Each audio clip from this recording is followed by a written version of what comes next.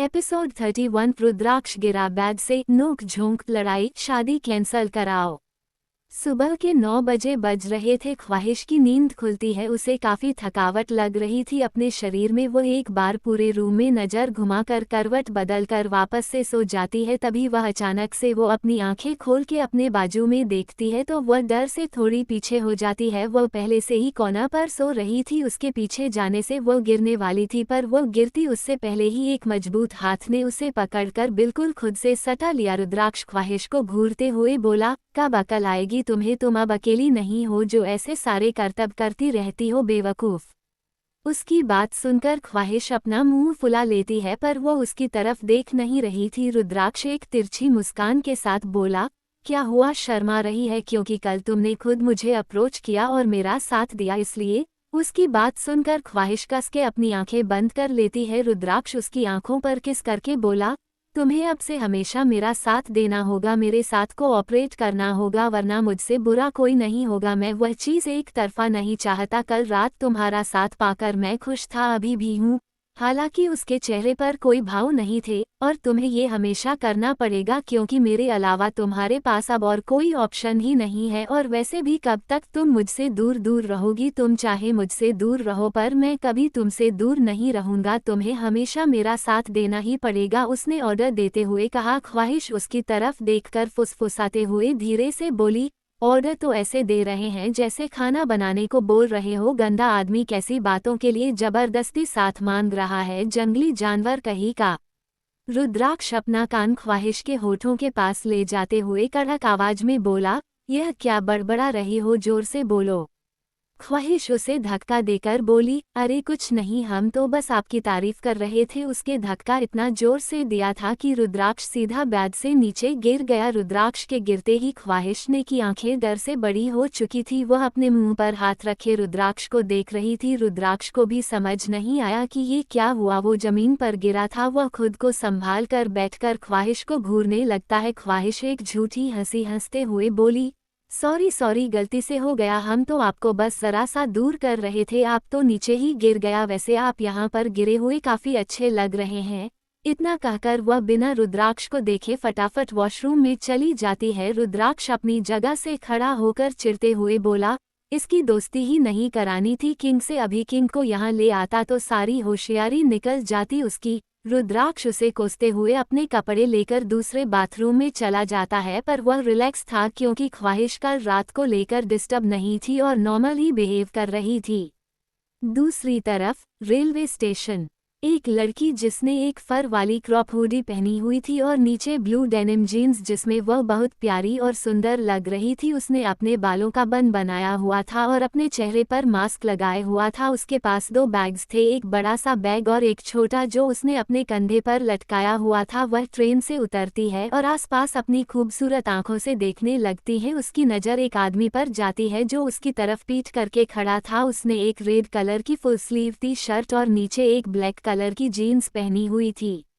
वो लड़की जाकर वह बड़ा सा सूटकेस लगभग उस लड़के के ऊपर फेंकते हुए बोली, कुली भैया ये लीजिए और चलिए बाहर। उस लड़की की बात सुनकर वह लड़का हैरानी और गुस्से के भाव से उसे घूरने लगता है जो बाहर की तरफ जा रहे थे। वह लड़की जब देखती है कि वो लड़का उसके पीछे नहीं आ रहा है तो वह मुड़कर बोली, अरे जल्दी जल्दी चलो, सारे टैक्सी वाले चले जाएंगे तो आप हमें घर को छोड़ने आएंगे। वो लड़का उस लड़की को एकटक देखे जा रहा था और उसकी प्यारी सी आवाज़ सुनकर जैसे वो उसमें खोसा गया था। वह लड़की उसके पास आकर उसकी आंखों के सामने चुटकी बजाकर बोली, अरे ऐसे क्या घूर रहे हैं आप, हमें जैसे खा ही जाएंगे, चलिए जल्दी।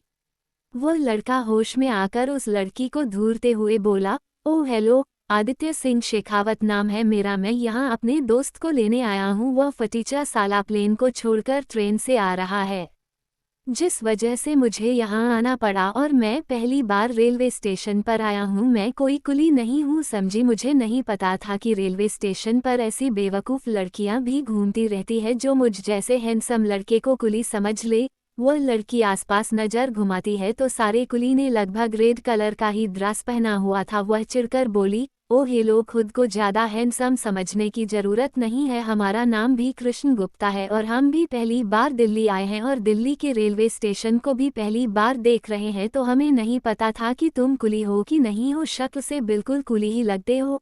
उसकी बात सुनकर आदित्य का मुंह और बुरा हो जाता है। वो उसे घूरते हुए बोला, देखो अब तुम्हारा ज़्यादा हो रहा है। मैं छोटी बच्ची समझकर तुम्हें माफ़ कर रहा हूँ और तुम हो कि मेरे ऊपर चढ़ती जा रही हो।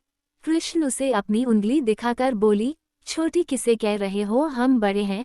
आदित्य उसे ऊपर से नीचे तक देखते हुए बोला, तुम 5 फुट 2 इंच, तुम मुझसे बहस कर रही हो। देखो जरा, मुझे 6 फुट का हूँ मैं, तुम मेरे सामने कुछ भी नहीं हो। वह कृष्णा के माथे पर अपनी एक उंगली रखकर उसे पीछे की तरफ धक्का देते हुए बोला।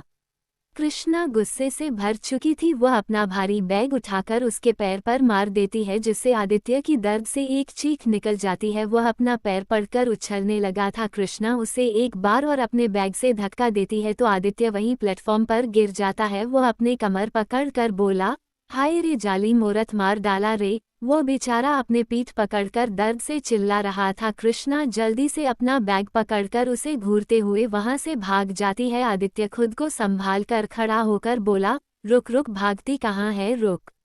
कृष्ण अपना मास्क निकालकर उसे अपनी जीभ दिखाते हुए चिढ़ाती है और वहां से भाग जाती है। आदित्य कुछ पल उसके सुंदर चेहरे को देखने के बाद अपना सर झटक का बोला, देखो तो सही, छोटे बच्चे अभी आजकल मुझे चिढ़ाने लगी है।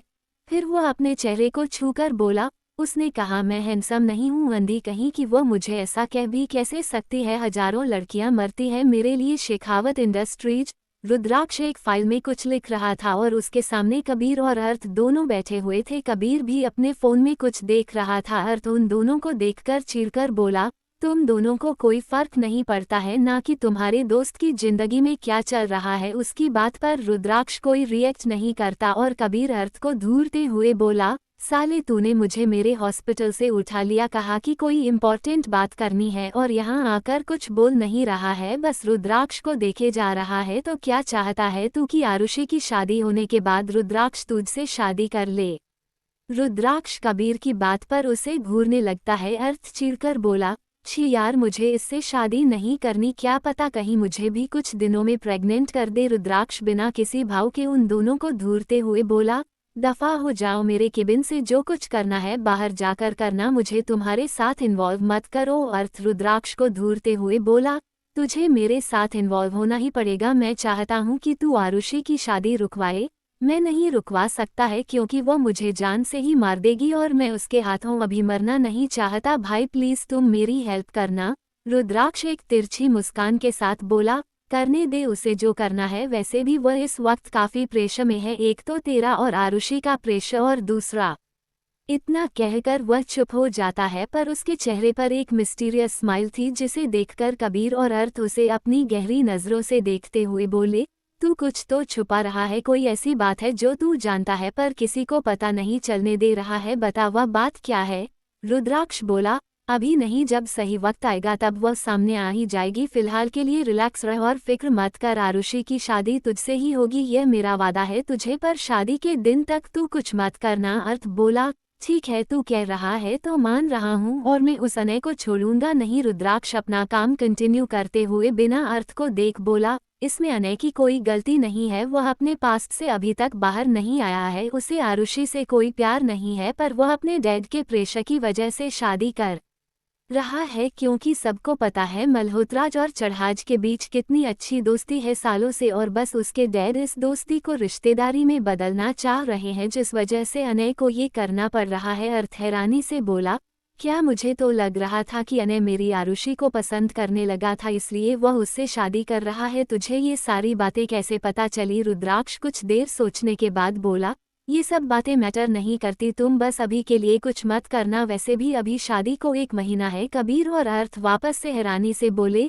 साले तुझे सारी बात कैसे पता चल जाती है। रुद्राक्ष उन दोनों को देखकर बस तिरछा मुस्कुरा देता है और उन दोनों के सवालों का कोई जवाब नहीं देता। वह दोनों कुछ देर उसे घूरने के बाद अपनी इंसल्ट ज्यादा नहीं करवाते हुए वहां से निकल जाता है। ख्वाहिश अपने केबिन में ही थी। रुद्राक्ष ने स्लाइडिंग डोर बंद करवा दिया था क्योंकि कबीर और अर्थ वहां पर आए थे। वह उन दोनों के सवालों का कोई जवाब नहीं देना चाहता था, इसलिए उसने ख्वाहिश को सामने नहीं लाया था। वह एक बेल बजाता है जिससे ख्वाहिश जो कोई फाइल पढ़ रही थी डोर ओपन करके रुद्राक्ष के सामने खड़ी होकर बोली, यस सर। रुद्राक्ष बिना किसी भाव के उसे देखते हुए बोला, 1 ब्लैक कॉफी विदाउट शुगर।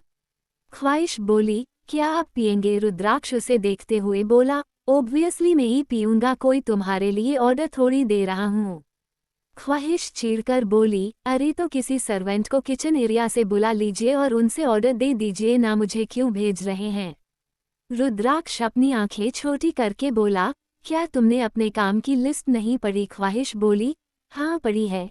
तो क्या उसमें नहीं लिखा था कि तुम्हें मेरे सारे काम करने पड़ेंगे? रुद्राक्ष उसे घूरते हुए बोला। ख्वाहिश एक खिसियानी हंसी के साथ बोली, पता नहीं, हमने पूरी नहीं पढ़ी।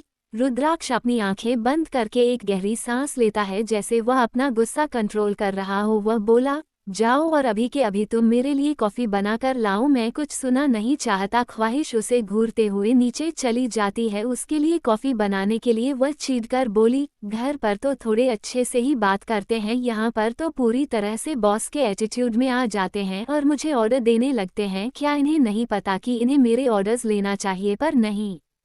कुछ देर बाद ख्वाहिश कॉफ़ी बना चुकी थी। उसको शेफ ने गाइड किया था कि रुद्राक्ष की special black coffee without sugar कैसे बनती है, उसने उसी तरह से बनाई थी। ख्वाहिश जैसे ही कॉफ़ी लेकर जा रही थी वहां पर राशि आ जाती है और वह ख्वाहिश से कुछ कहती है जिसके लिए ख्वाहिश उसे हाँ कहकर दूसरी तरफ चली जाती है। राशि उस कॉफ़ी को देखते हुए डेविल स्माइल के साथ बोली, देखती हूँ कि कैसे रुद्राक्ष सर तुम्हें खुद इस जॉब से कैसे नहीं निकलते। ख्वाहिश जब वापस आती है तो देखती है कि राशि वहां पर नहीं थी। वह ज्यादा ना सोचते हुए कॉफी ले जाकर रुद्राक्ष को दे देती है। रुद्राक्ष जैसे ही उस कॉफी का एक सिप लेता है उसके मुंह से सारी कॉफी बाहर निकल जाती है और वह गुस्से से ख्वाहिश को घूरने लगता है। उसके ऐसे देखने से ख्वाहिश डर कर 2 कदम पीछे हो जाती है।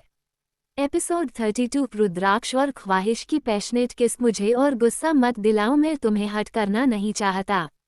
ख्वाहिश कॉफ़ी बना चुकी थी। उसको शेफ ने गाइड किया था कि रुद्राक्ष की special black coffee without sugar कैसे बनती है, उसने उसी तरह से बनाई थी। ख्वाहिश जैसे ही कॉफ़ी लेकर जा रही थी वहां पर राशि आ जाती है और वह ख्वाहिश से कुछ कहती है जिसके लिए ख्वाहिश उसे हाँ कहकर दूसरी तरफ चली जाती है। राशि उस कॉफ़ी को देखते हुए डेविल स्माइल के साथ बोली, देखती हूँ कि कैसे रुद्राक्ष सर तुम्हें खुद इस जॉब से कैसे नहीं निकलते। रुद्राक्ष ख्वाहिश के ऊपर बिफरते हुए बोला, क्या तुम्हें यह नहीं बताया उस शेफ ने कि मैं कैसी कॉफ़ी पीता हूँ, इसमें कितनी शुगर है? तुम्हें आइडिया भी है? हाउ कैन यू बी सो डम स्वीट हार्ट। तुम्हारी बेवकूफ़ी और बचकांड हरकतें दिन ब दिन बढ़ती जा रही है। क्या चाहती हो तुम कि मैं तुम्हारे साथ पहले की तरह पेश आऊं, तुम्हें टॉर्चर करूं, पनिशमेंट दूं? कुछ दिनों बाद रुद्राक्ष की गुस्से भरी आवाज सुनकर ख्वाहिश अंदर तक डर गई थी। वह धीरे धीरे अपने कदम पीछे लेते हुए रोने लगी थी। रुद्राक्ष को उसे रोता देख और गुस्सा आ रहा था। वह गुस्से से अपने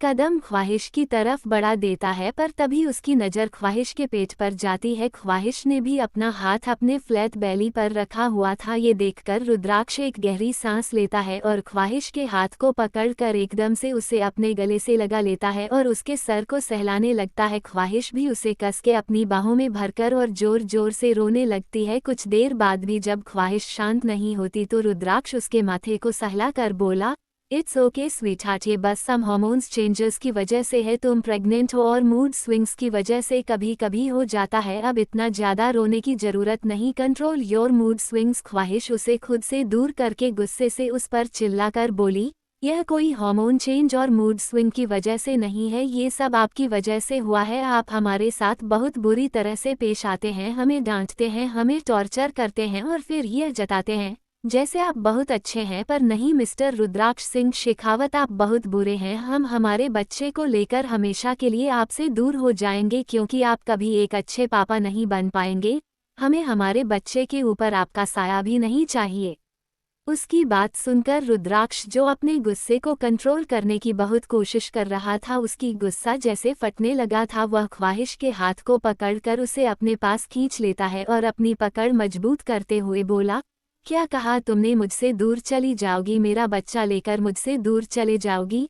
तुम्हारी हिम्मत भी कैसे हुई ये लफ्ज़ दोबारा से अपनी जुबान पर लाने की? क्या तुम्हारे अंदर से अब मेरा डर खत्म हो चुका है? ख्वाहिश जो उसने बोल दिया था उससे अब डर लगने लगा था। वह अपनी नज़रें झुकाकर अपना हाथ उससे छुड़ाते हुए बोली, छोड़िए, हमें दर्द हो रहा है। रुद्राक्ष उस पर अपनी पकड़ और कसते हुए बोला, अच्छा, मेरे सिर्फ इतने से पकड़ने से तुम्हें दर्द हो रहा है, और जो तुम बार बार मुझसे दूर जाने की बात करती रहती हो तब मुझे कितना दर्द।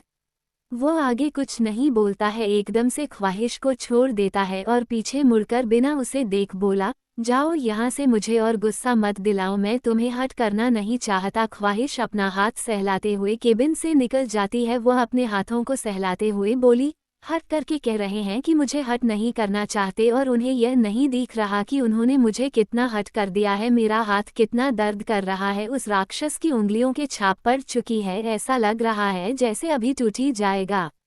वो वहां से वापस से नीचे की ओर चली जाती है और राशि अपने हाथ बांधे डेविल स्माइल के साथ बोली, अब देखो मैं तुम्हें कैसे यहाँ से धक्के मारकर निकलवाती हूँ। चाहे तुमने रुद्राक्ष सर को कैसे भी फंसाया हो, पर वह तुम्हें खुद इस जॉब से निकालेंगे, यह मेरा वादा है तुमसे। वह कुछ सोचकर बोली, हैरानी की बात है कि सर ने तुम्हारी इस गलती पर तुम्हें जॉब से नहीं निकाला। इसका मतलब साफ है कि तुमने ऐसा कुछ किया है जिससे सर तुम्हारे लिए एक सॉफ्ट कॉर्नर रखने लगे हैं जो किसी के लिए नहीं रखते थे। पर कोई बात नहीं, वह जगह भी बहुत जल्दी खाली हो जाएगी।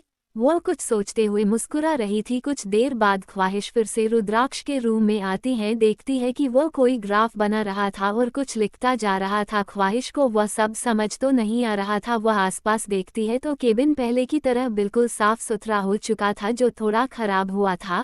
ख्वाहिश बिना कुछ बोले एक कप रुद्राक्ष के डेस्क पर रखते हुए बोली, यह अदरक वाली चाय है, इससे आपका सिर दर्द हो रहा होगा तो वह भी ठीक हो जाएगा।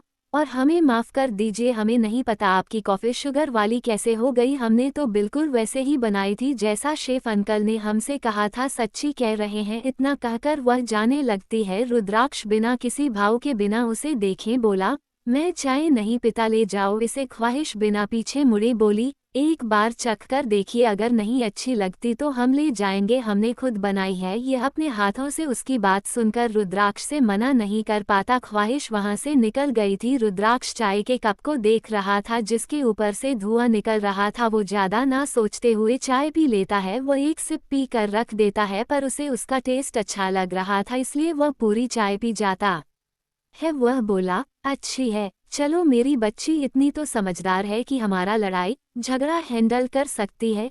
उसके चेहरे पर एक छोटी सी मुस्कान थी जो शायद उसे भी नहीं पता थी। ख्वाहिश जो वापस अपने केबिन में जा रही थी, वह देखती है कि उसका फ़ोन बज रहा है। वह कॉलर के नाम को देख जल्दी से रिसीव कर लेती है। सामने वाला कोई इंसान उसे कुछ कहता है तो ख्वाहिश के चेहरे पर थोड़ी परेशानी छा जाती है। वह उससे बात करते हुए जल्दी से नीचे की ओर चली जाती है। वह अपना मास्क पहनना भूल चुकी थी। ख्वाहिश जल्दी से ऑफिस से बाहर निकल जाती है और टैक्सी लेकर कहीं चली जाती है। रुद्राक्ष के गार्ड्स सभी बहुत नॉर्मल खड़े थे। उन्हें लग रहा था कि ख्वाहिश कोई नॉर्मल लड़की है, क्योंकि उन्होंने आज तक कभी ख्वाहिश का चेहरा नहीं देखा था। उन्हें पता था कि उनके बॉस के साथ एक लड़की रहती है घर में, बस उस लड़की को घर से बाहर ना निकलने देना है, ऐसा रुद्राक्ष ने कहा था। पर उन लोगों ने कभी ख्वाहिश की शक्ल नहीं देखी थी। देखते भी कैसे, अगर कोई देख भी लेता तो रुद्राक्ष उसे तभी जान से मार देता। ख्वाहिश वहां से बाहर जा चुकी थी। कुछ देर बाद रुद्राक्ष अपने मीटिंग में जा चुका था। वह वापस आता है तो देखता है कि चाय का कप अभी भी वहीं पड़ा हुआ था। वह ख्वाहिश के केबिन की तरफ देखता है, वहां पर ख्वाहिश नहीं थी। वह अंदर जाकर बालकनी एरिया में बाथरूम में सारी जगह देखता है, पर ख्वाहिश को कहीं ना पकड़। उसकी आंखें छोटी हो गई थी। उसकी नज़र ख्वाहिश के मास्क पर जाती है जो रुद्राक्ष के टेबल पर पड़ा हुआ था। वह अपने दांत पीसते हुए बोला,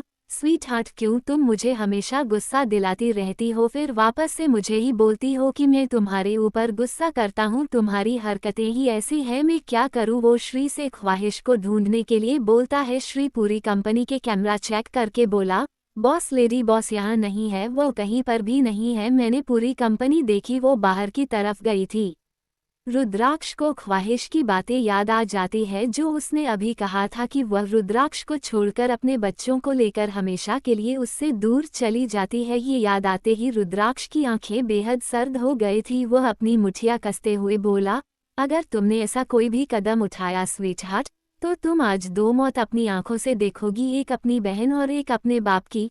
रुद्राक्ष श्री को कुछ बोलकर जल्दी से वहां से निकल जाता है। रुद्राक्ष ने पूरे शहर में नाकाबंदी करवा दिया था। वह इस वक्त अपने कार में था और ख्वाहिश का लोकेशन ट्रेस कर रहा था। उसका ड्राइवर कर रोक देता है तो रुद्राक्ष गुस्से से बोल, what the fu, why are you stopping the car. वो ड्राइवर धीरे से बोला, बॉस, लेडी बॉस का लोकेशन यही का दिखा रहा है। रुद्राक्ष अपनी ग्रीन इमोशनलेस आंखों से बाहर देखता है तो ये रोड मेंशन था। रुद्राक्ष की आंखें छोटी हो जाती है। वह कार से बाहर निकलते हुए खुद से ही बोला, ये लड़की पूरे शहर में ट्रैफिक जाम करवा कर घर में आकर बैठी है। स्टूपिड, अगर मुझसे बोल देती है कि घर जाना है तो मैं इसे मना थोड़ी करने वाला था। रुद्राक्ष अपने लंबे कदमों के साथ अंदर जाता है तो देखता है कि ख्वाहिश किचन की तरफ जा रही थी। वह जल्दी से ख्वाहिश के पास जाकर उसे कस के अपने गले लगा लेता है और उसके बालों पर किस कर लेता है। ख्वाहिश उससे दूर होकर जैसे ही कुछ कहने वाली थी, रुद्राक्ष गुस्से से बोला, तुम्हारी हिम्मत कैसे हुई मुझे इतनी बुरी तरह से डराने की। तुम्हें पता है मुझे कितने बुरे बुरे ख्याल आ रहे थे। मुझे लग रहा था तुम मुझे छोड़कर चली गई हो, तुम मुझसे दूर जाने की कोशिश कर रही हो। तुम्हारे चक्कर मैंने पूरे शहर में नाकाबंदी करवा दी है। स्टूपिड, ये नहीं कि कभी कुछ सोच समझ करके कर लो, इडियट। ख्वाहिश फिर से जैसे ही कुछ कहने वाली थी, रुद्राक्ष उसके चेहरे को अपने हाथों में थाम कर उसके होठों पर इम्पेशेंटली किस करने लगता है। ख्वाहिश की आंखें हैरानी से बड़ी हो गई थी। वो रुद्राक्ष को खुद से दूर करने की कोशिश कर रही थी पर कोई फायदा नहीं था। रुद्राक्ष जब सेटिस्फाइड हो जाता है तब वो ख्वाहिश के होठों को स्मूच करते हुए उससे दूर हो जाता है। ख्वाहिश वापस से जैसे कुछ कहने वाली थी, उन दोनों को कांच का बर्तन टूटने की आवाज सुनाई देती है। वह दोनों ही जैसे किचन की तरफ देखते हैं तो वहां पर कृष्णा खड़ी हुई थी और उसके हाथ से बड़ा सा कांच का बोल टूटकर गिर गया था। कृष्ण को वहां देखकर रुद्राक्ष की आंखें छोटी हो जाती है। ख्वाहिश कस के अपनी आंखें बंद कर लेती है। कृष्णा ख्वाहिश के पास आकर बोल दी, यह कौन है और आप आए क्यों। ख्वाहिश कुछ बोल नहीं रही थी। कृष्णा फिर से उसी सवाल को दोहराती है तो रुद्राक्ष उसे देखकर बिना किसी भाव के बोला, मैं रुद्राक्ष सिंह शेखावत, तुम्हारी बहन का होने वाला पति और तुम्हारा जीजा। उसकी बात सुनकर कृष्ण जैसे बेहोशी होने वाली थी। वह रुद्राक्ष के चेहरे को गौर से देखते हुए बोली, अरे आप तो वही है ना जिसने उस दिन पापा की मदद करी थी, हॉस्पिटल लेकर आए थे उन्हें जब उनका एक्सीडेंट हुआ था। रुद्राक्ष बस अपना सिर हाँ में हिला देता है तो कृष्णा खुशी से उछलकर बोली, वाओ, आप मेरे जीजा बनने वाले हैं। मैंने सोचा नहीं था कि दी मुझे इतना हैंडसम जीजा। वाओ, मैं बहुत खुश हूँ। थैंक यू जीजू। ख्वाहिश उसे ऐसे देख रही थी जैसे वह किसी पागल को देख रही हो और रुद्राक्ष टेढ़ी मुस्कान के साथ ख्वाहिश को देख रहा था जैसे कह रहा हो कि देखो मेरे हैंडसमनेस के चर्चे हर तरफ है। ख्वाहिश एक गहरी सांस लेकर कृष्ण से बोली, ये सब जो तुमने अभी देखा कृष्णा, वह बाबा को मत बताना। जब सही वक्त आएगा तब हम उन्हें सब कुछ बता देंगे। कृष्णा खुशी से ख्वाहिश को गले लगाते हुए बोली, ठीक है दी, जैसा आप कहे, पर मुझे आप दोनों की लव स्टोरी सुननी है। रुद्राक्ष कृष्ण के माथे को सहला कर बोला, हाँ क्यों नहीं, बिल्कुल तुम्हारी दी तुम्हें अभी सब सुनाएगी। जाओ स्वीटहार्ट, तुम्हारी बहन को हमारे रूम में ले जाओ और सारी बातें बता दो। ख्वाहिश उसे घूर रही थी जैसे कह रही हो कि आपके कांड किसी को बताने जैसे है जो किसी से कहूँ।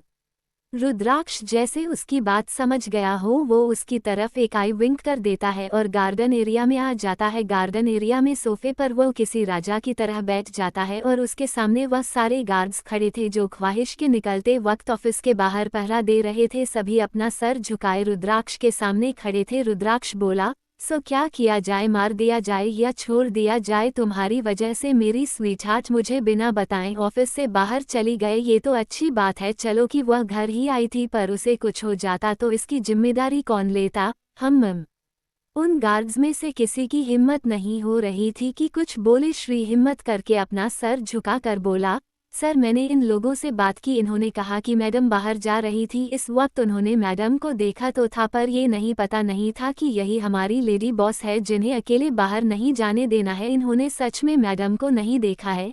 रुद्राक्ष कुछ सोचते हुए बोला, ये बात भी सही है, तुम्हारी काफी अच्छा रीजन दिया है। अब मैं तुम्हें तुम्हारी गलती के लिए सजा दूं या तुम्हारी वफादारी के लिए इनाम। एपिसोड 33 नोक झोंक टशन रुद्राक्ष सिंह शेखावत तक पहुंचना मतलब मौत तक पहुंचाना। वह गार्ड्स सभी भी अपना सिर झुकाए खड़े थे। रुद्राक्ष अपने चेयर से खड़ा होकर उन 14 गार्ड्स के चारों तरफ घूमते हुए बोला, ठीक है, गलती की है तो सजा तो मिलेगी, क्योंकि मैं अपनी स्वीटहार्ट को लेकर कोई रिस्क नहीं ले सकता। तुम लोग फार्म हाउस जाओगे और उसके गार्डन के 100 राउंड लगाओगे। उसकी बात सुनकर सभी गार्ड्स अभी भी वैसे ही विदाउट एनी में एक्सप्रेशंस खड़े थे और रुद्राक्ष उनके सामने आकर बोला, और लॉयल्टी के लिए प्रेजेंट तो मिलना ही चाहिए। तुम लोगों को इस बार डबल बोनस मिलेगा ना। वो तुम्हारी पनिशमेंट अगले 1 घंटे में शुरू होगी और रॉकी तुम लोगों को सुपरवाइज करेगा। वह सभी गार्ड्स छुपी नजरों से बेचारी शक्ल बनाकर श्री को देख रहे थे, जैसे श्री रुद्राक्ष को मनाने के लिए अपना मुंह खोलता है। रुद्राक्ष बोला, श्री तुम भी रनिंग करना चाहते हो क्या? श्री जल्दी से अपना मुंह बंद करके अपनी भारी आवाज में बोला, नो बॉस, आई एम ऑक विद दिस। उसकी बात सुनकर रुद्राक्ष के फेस पर एक तिरछी मुस्कान आ जाती है और वह उन गार्ड की तरफ देखता है तो वह सभी एक साथ पीछे मुड़कर वहां से चले जाते हैं। रुद्राक्ष श्री से बोला, इन लोगों को इनका डबल बोनस आज ही मिल जाना चाहिए। श्री बस अपना सर हमें हिला देता है और रुद्राक्ष वापस से घर के अंदर आ जाता है। रुद्राक्ष देखता है कि ख्वाहिश किचन में ही है और कुछ बना रही थी। रुद्राक्ष अपने कदम वहां बढ़ा देता है। वह दरवाजे से टेक लगाकर अपनी जेब पर हाथ डाले ख्वाहिश को देख रहा था। ख्वाहिश ने वाइट कुर्ती और नीचे ब्लू कलर की जीन्स पहनी हुई थी। उसके बालों को उसने एक ढीली चोटी में बांध रखा था और वह मुलायम लटे उसके मुलायम गालों को छू रहे थे, जिसको वह बार बार अपने हाथों से पीछे कर रही थी। वह इस वक्त पराठे बना रही थी। रुद्राक्ष कब से उसे देख रहा था। ख्वाहिश को जब किसी की नज़रों की तापिश अपने ऊपर महसूस होती है तो वह अपनी नज़र घुमाकर चारों तरफ देखते हैं, तब जाकर उसकी नज़र रुद्राक्ष के ऊपर जाती है। रुद्राक्ष की इंटेंस नज़रों को देखकर वह थोड़ी घबरा गई थी। वह अपने गले में आया हुआ सलाइवा निकालकर रुद्राक्ष को घूरते हुए बोली, यह क्या आप हमें ऐसे देख रहे हैं? शर्म नहीं आती किसी को ऐसे देखते हुए? जाए यहाँ से, कोई कामकाज नहीं है क्या? आ जाते हैं फ्री में टाइम पास करने। उसकी आवाज सुनकर रुद्राक्ष होश में आता है। वह जब ख्वाहिश की बातें सुनता है तो उसकी आंखें छोटी हो जाती है। वो उसके पास जाकर उसे पीछे से गले लगाकर उसके कान पर किस करते हुए बोला, यह क्या बात हुई स्वीटहार्ट? कोई कामकाज नहीं है, आ जाता है। Which kind of language is this? तुम अब ये सारी चीज छोड़ क्यों नहीं देती और एक हाई क्लास लड़की की तरह बिहेव क्यों नहीं करती? ख्वाहिश उसे बेलन दिखाकर बोली, क्योंकि हम नहीं है वो, हम मिडिल क्लास है और हमें ऐसे ही रहना पसंद है, हमें ऐसे ही लैंग्वेज पसंद है। उसकी बात पर रुद्राक्ष अपना सर ना में हिलाकर उसके बेलन को नीचे करता है और उसे वापस से पराठा बेलने के लिए इशारा करता है तो ख्वाहिश अपना काम करने लगती है और रुद्राक्ष अपना वह ख्वाहिश की कुर्ती के अंदर अपना हाथ डालकर उसकी कमर और पेट को सहला रहा था और ख्वाहिश के कान और गले पर लगातार किस करता जा रहा था, जिसे ख्वाहिश मदहोश हो रही थी और अपने काम पर ध्यान नहीं दे पा रही थी। वह रुद्राक्ष को पीछे धक्का देकर उसे बेलन दिखाते हुए बोली, अगर आपको खाना है तो रुक, वरना चले जाएं यहाँ से, फालतू में हमारा टाइम वेस्ट मत कीजिए। उसकी इस हरकत पर रुद्राक्ष को गुस्सा आ जाता है। वह जैसे ही उसकी तरफ अपने कदम बढ़ाता है तो उसका फोन बजता है। वह देखता है कि श्री का कॉल था। वह कॉल रिसीव करके ख्वाहिश को घूरते हुए वहां से चला जाता है। ख्वाहिश एक गहरी सांस लेकर बोली, भगवान भला करे उस कॉल करने वाले का, वरना तो भी हमारी खैर नहीं थी आज इस राक्षस के हाथों। आर्ट एग्जीबिशन एक बड़ा सा हॉल जहां पर बहुत सारी पेंटिंग्स रखी हुई थी और उनके ऊपर स्टिकर लगे हुए थे जहां पर उनके प्राइस जो लाखों करोड़ों में थी।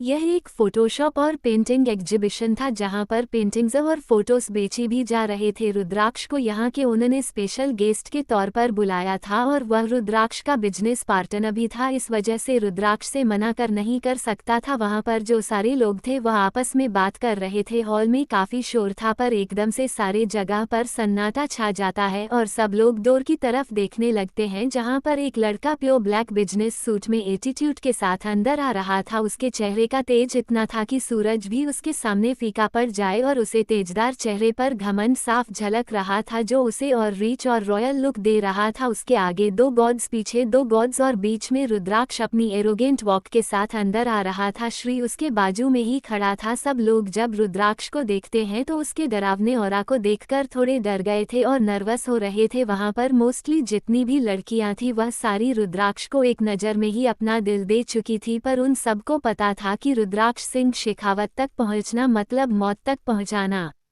मिस्टर श्रीवास्तव जिसने ये पार्टी रखी थी वो रुद्राक्ष को देखकर जल्दी से उसके पास जाते हैं, उसे वेलकम करने के लिए और उसके साथ बातें करने लगते हैं। रुद्राक्ष के चेहरे पर कोई खास एक्सप्रेशंस नहीं थे, वह अपने एरोगेंट फेस के साथ कुछ चंद लोगों से ही मिल रहा था, बाकी सबको तो जैसे उसने इग्नोर ही कर दिया था। कुछ देर बात करने के बाद मिस्टर श्रीवास्तव रुद्राक्ष को पेंटिंग्स और फोटोग्राफ्स दिखाने लगते हैं। हालांकि रुद्र उसको इन सब में कोई खास इंटरेस्ट नहीं था, पर वो फॉर्मेलिटी कर रहा था। उसने बस चंद ही पेंटिंग्स देखी थी और वह वहां से जाने के बारे में सोच रहा था, तभी वह देखता है कि उसका कॉल बज रहा है। वो उन सबको इग्नोर करके अपना कॉल रिसीव करते हुए साइड में आ जाता है। सामने से उसकी बच्ची की क्यूट सी आवाज आती है। वो बोली, जब आप आए ना तब अच्छा सा चॉकलेट और ड्राई फ्रूट आइसक्रीम लेकर आना।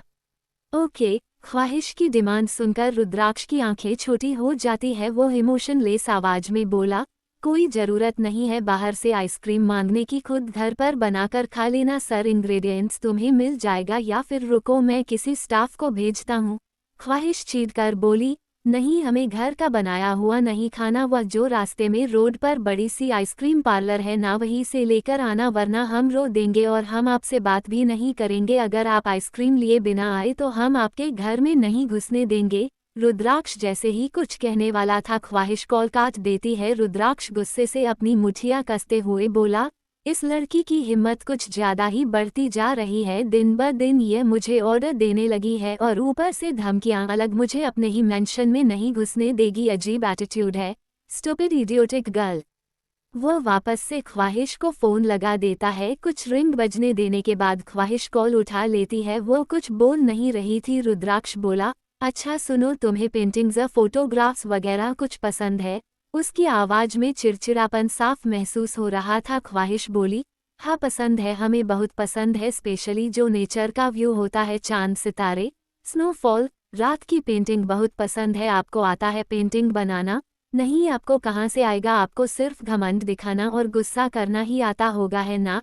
पर आप ये सब क्यों पूछ रहे हैं? कहीं आप ऐसा कुछ खरीदने वाले तो नहीं हैं? अगर खरीद रहे हैं तो कोई ज़रूरत नहीं है खर्च करने की, चलता है नेचर का नज़ारा तो हम रात को भी देख सकते हैं। आपके इस जंगल में बने भूतिया बंगले में दिखता है रात को सब अच्छे से। वह बोले जा रहे थे, पर सामने से जब कोई जवाब नहीं आता तब वो फ़ोन की तरफ देखती है तो पाती है कि कॉल कट हो चुका था और रुद्राक्ष ने कॉल कब का काट दिया था। वह चीरकर बोली, कितने बुरे हैं ये, एक तो सामने से कॉल करते हैं और फिर काट देते हैं, बदतमीज, खड़ूस बुढ़ा कहीं का। वह अपने मन में जो आ रहा था वह बोले जा रही थी। पीछे से कृष्णा आकर बोली, दी क्या कर रही है आप, ऐसे हमारे हैंडसम जीजू को कोसना यह अच्छी बात नहीं है। ख्वाहिश उसे देखते हुए चीरकर बोली, तुम्हें पता नहीं है तुम्हारा वह हैंडसम जीजू कितना बड़ा खड़ूस है। कृष्ण हंसते हुए बोली, हाँ है तो सही, पर वह बहुत प्यारे भी है, हमने देखा है वो आपकी बहुत परवाह करते हैं, हमें लगता है कि वो आपसे बहुत प्यार करते हैं, पर उनका नेचर ही ऐसा है कि वो जताते नहीं है। कृष्ण की बात सुनकर ख्वाहिश को वह सारे पल याद आते हैं जब रुद्राक्ष उसकी केयर करता होता है, पर उसके तुरंत बाद उसे रुद्राक्ष का गुस्सा और उसे टॉर्चर करना, सारी चीज याद आने लगती है। ख्वाहिश अपना सर झटक कर बोली,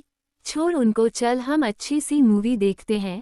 पर तभी उसे याद आता है कि रुद्राक्ष ने तो सारे प्रोजेक्टर्स, टीवी वगैरह चीज घर से निकलवा दी है और तोड़फोड़ भी करी है। उसे रुकता देखकर कृष्णा बोली, क्या हुआ दिया, आप रुक क्यों गई? ख्वाहिश बोली, कुछ नहीं, चलो मैं तुझे ये घर दिखाती हूँ, बहुत अच्छा है, हाँ थोड़ा डरावना है पर ठीक है। फिर वो दोनों बातें करते हुए घर देखने लगती है।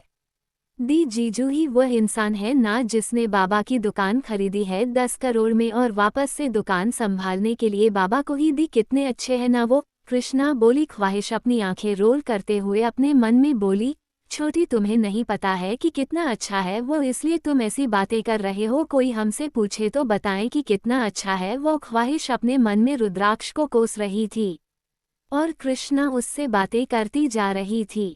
दूसरी तरफ रुद्राक्ष कोई पेंटिंग्स देख रहा था जो नेचर की थी। रुद्राक्ष की नज़र एक पेंटिंग पर जाती है जो नाइट का व्यू था। वह पेंटिंग पूरी तरह से डार्क थी, उसमें स्नोफॉल हो रहा था और एक बड़ा सा खूबसूरत चांद था जो बहुत सुंदर लग रहा था और स्नोफॉल भी हो रहा था। वहां पर एक छोटा सा घर था जिसके अंदर आग जल रही थी और एक लड़का लड़की एक दूसरे की बाहों में बैठे चाय के मजे ले रहे थे। वह पेंटिंग रुद्राक्ष को एक नज़र में ही पसंद आ गई थी। वह अनायास ही अपने कदम उस पेंटिंग की तरफ बढ़ा लगा देता है और उसके ऊपर अपना हाथ फेरता है। उसे वह व्यू बहुत अच्छा लग रहा था। उन लड़का लड़की में रुद्राक्ष और ख्वाहिश दिख रहे थे, जो अंधेरी रात में स्नोफॉल के बीच पूरे चांद की रोशनी में एक घर में सुकून से बैठे हुए थे। रुद्राक्ष वहां जो लड़का खड़ा था उससे बोला, I want this painting no matter how expensive it is. वो लड़का अपना सर झुकाकर बोला, I am very sorry sir, but this painting is sold out. Rudraksh अपनी आंखें छोटी करके बोला, तुम्हें पता भी है कि तुम किसे मना कर रहे हो?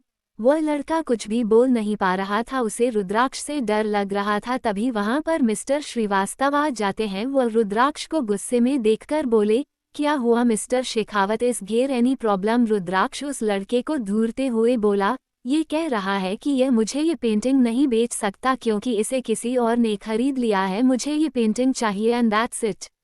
मिस्टर श्रीवास्तव के चेहरे पर थोड़ी शिकन आ गई थी, जैसे उन्हें पता हो कि यह पेंटिंग खरीदने वाला इंसान भी कोई आम इंसान नहीं है। मिस्टर श्रीवास्तव बोले, आप कोई और पेंटिंग खरीद लीजिए। ये painting mister I don't know, ये पेंटिंग चाहे किसी ने भी खरीदी हो, मुझे बस यही पेंटिंग चाहिए। तुम्हें पता है ना श्रीवास्तव, मुझे डिनाई करना मतलब इसकी कितनी बड़ी सजा मिल सकती है।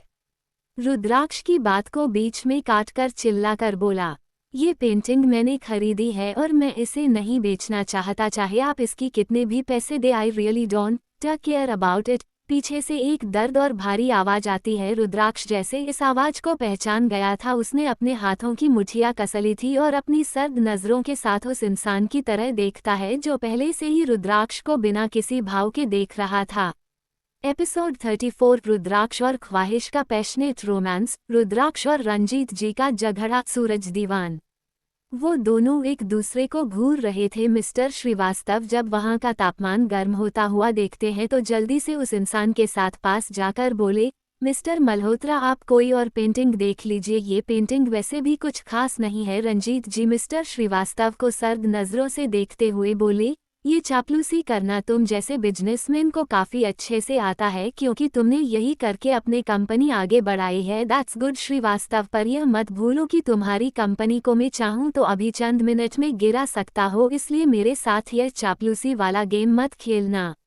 उसकी बात सुनकर मिस्टर श्रीवास्तव डर गए थे। उनकी हालत अब बहुत बुरी थी, जैसे एक तरफ कुआं और एक तरफ का खाई, क्योंकि उन्हें पता था कि अगर यह पेंटिंग रुद्राक्ष को नहीं मिली तो भी उनका नुकसान हो सकता है, और अगर यह पेंटिंग मिस्टर मल्होत्रा से लेने की कोशिश करे तो वह भी उसके लिए बहुत खतरनाक साबित हो सकता है। मिस्टर श्रीवास्तव उन दोनों को ही देख रहे थे जो एक दूसरे के जानी दुश्मन बने खड़े थे। रुद्राक्ष बिना किसी भाव के बोला, आप जैसे लोगों के लिए वह सारे पेंटिंग्स है, यह नहीं। रंजीत जी उस तरफ देखते हैं जहां रुद्राक्ष ने इशारा किया था, तो वहां पर बहुत सारे भगवान की ओर एजेड लोगों को पसंद आए वैसे पेंटिंग्स थी। ये देखकर रंजीत जी की आंखें छोटी हो जाती है। रंजीत जी उसे घूरते हुए बोले, ऐसे रोमांटिक पेंटिंग्स तुम जैसे सिंगल लोगों के लिए नहीं होती, ये मुझे चाहिए अपनी बीवी के लिए। और अपना ये सो कोल्ड एटीट्यूड लेकर किसी और के पास जाना। रंजीत जी की बीवी का जिक्र सुनकर रुद्राक्ष की भौहें गुस्से से तन चुकी थी। वह अपनी जेब से लाइटर निकालकर उस पेंटिंग को जलाने लगता है। उसकी इस हरकत से वहां खड़े सभी लोग हैरान हो गए थे और डर गए थे, क्योंकि वो लोग रुद्राक्ष के गुस्से और पागलपन से वाकिफ थे। रुद्राक्ष के चेहरे पर एक तिरछी मुस्कान थी। रंजीत जी जब उस पेंटिंग को बचाने के लिए अपने कदम आगे बढ़ते हैं, उससे पहले है रुद्राक्ष के गार्ड्स जाकर उन्हें घेर लेते हैं। रंजीत जी गुस्से से चिल्लाकर बोले, यह क्या हरकत है तुम्हारी? क्या तुम कभी अपने बचकानी हरकतों से बाज नहीं आ सकते? यही रीजन है कि तुम हमेशा अकेले रह जाते हो। रुद्राक्ष अपनी मुट्ठी कस चुका था। उनकी बात सुनकर वो उस पेंटिंग को जलते हुए देख रहा, जिसकी आग का रिफ्लेक्शन उसकी आंखों में भी दिख रहा था। रुद्राक्ष की आंखों में भी एक आग जल रही थी। वो एक डेविल स्माइल के साथ रंजीत जी को देखता है और उन्हें अवॉइड करके फिर वहां से चला जाता है। रंजीत जी अपनी आग उगलती हुई आंखों से उसे पेंटिंग को देखते हैं जो चल चुकी थी। रुद्राक्ष ने 12 करोड़ की पेंटिंग को रख कर दिया था। रंजीत जी सर्द नजरों से मिस्टर श्रीवास्तव को घूर कर बोले, you just wait and watch Shrivastava. Mister Shrivastava अपनी डरी हुई आवाज में बोले, पर इसमें मेरी क्या गलती है मिस्टर मल्होत्रा? आई मीन मैंने क्या किया? रंजीत जी गुस्से से उसके कॉलर को पकड़कर अपने पास खींचकर बोले, जब तुम्हें पता था कि मैं आ रहा हूँ तो फिर इस शेखावत को यहाँ क्या बुलाने की जरूरत थी? उसका सो कॉल एटीट्यूड है मुझे बिल्कुल नहीं पसंद। श्रीवास्तव जी उनकी बात का कोई जवाब नहीं देते। रंजीत जी उसे धक्का देकर छोड़ देते हैं और वहाँ से निकल जाते हैं। उनके पीछे उनके गॉड्स और पीए भी निकल जाता है। वो इस वक्त बेहद गुस्से में थे।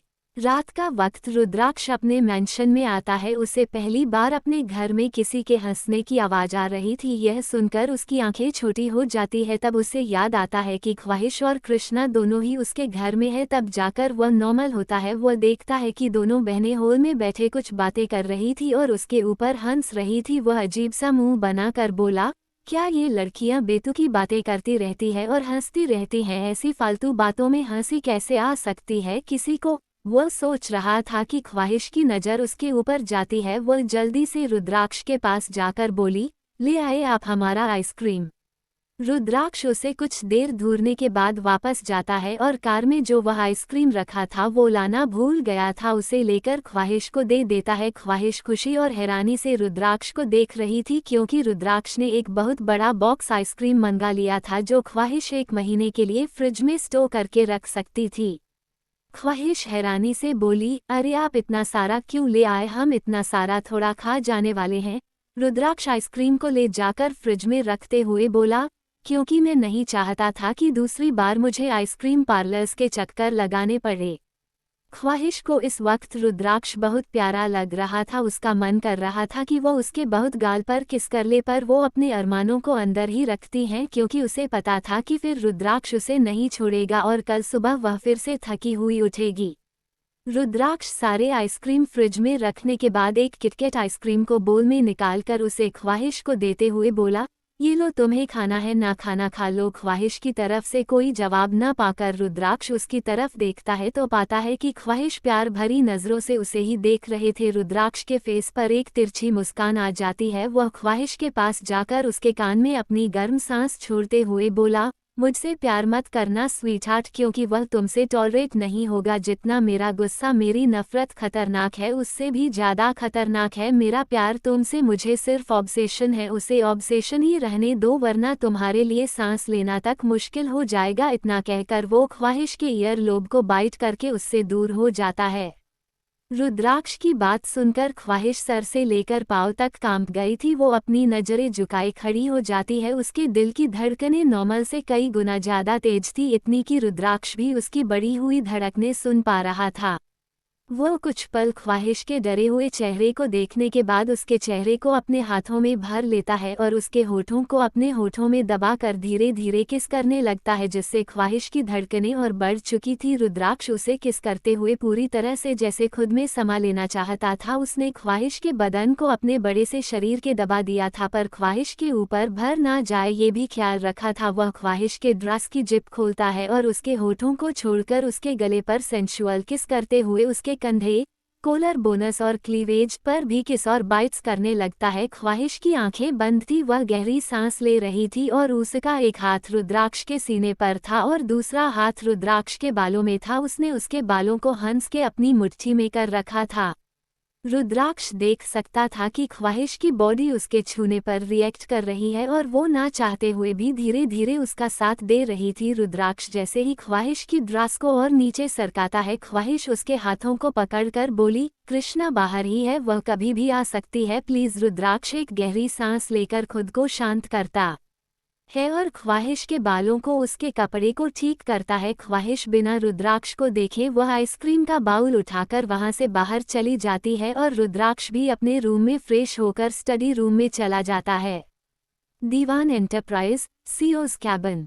केबिन एक लड़का जिसकी उम्र लगभग 28 साल ही थी। उसने एक डार्क ब्राउन कलर का बिजनेस सूट पहना हुआ था जिसे कोट उसने उतार दिया था और वाइट शर्ट पहनी हुई थी जिसमें वह बहुत ज्यादा हैंडसम लग रहा था। उसकी हाइट लगभग 6 फुट 3-4 इंची होगी। उसकी काली गहरी आंखें देखकर ऐसा लग रहा था जैसे वह किसी की खूबसूरती एडमायर कर रहा हो। उसे देखकर कोई भी लड़की उसे अपना दिल दे देने के लिए जरा भी हेसिटेट ना हो, पर उसे देखकर लग रहा था जैसे वह किसी और के लिए पागल हो चुका है।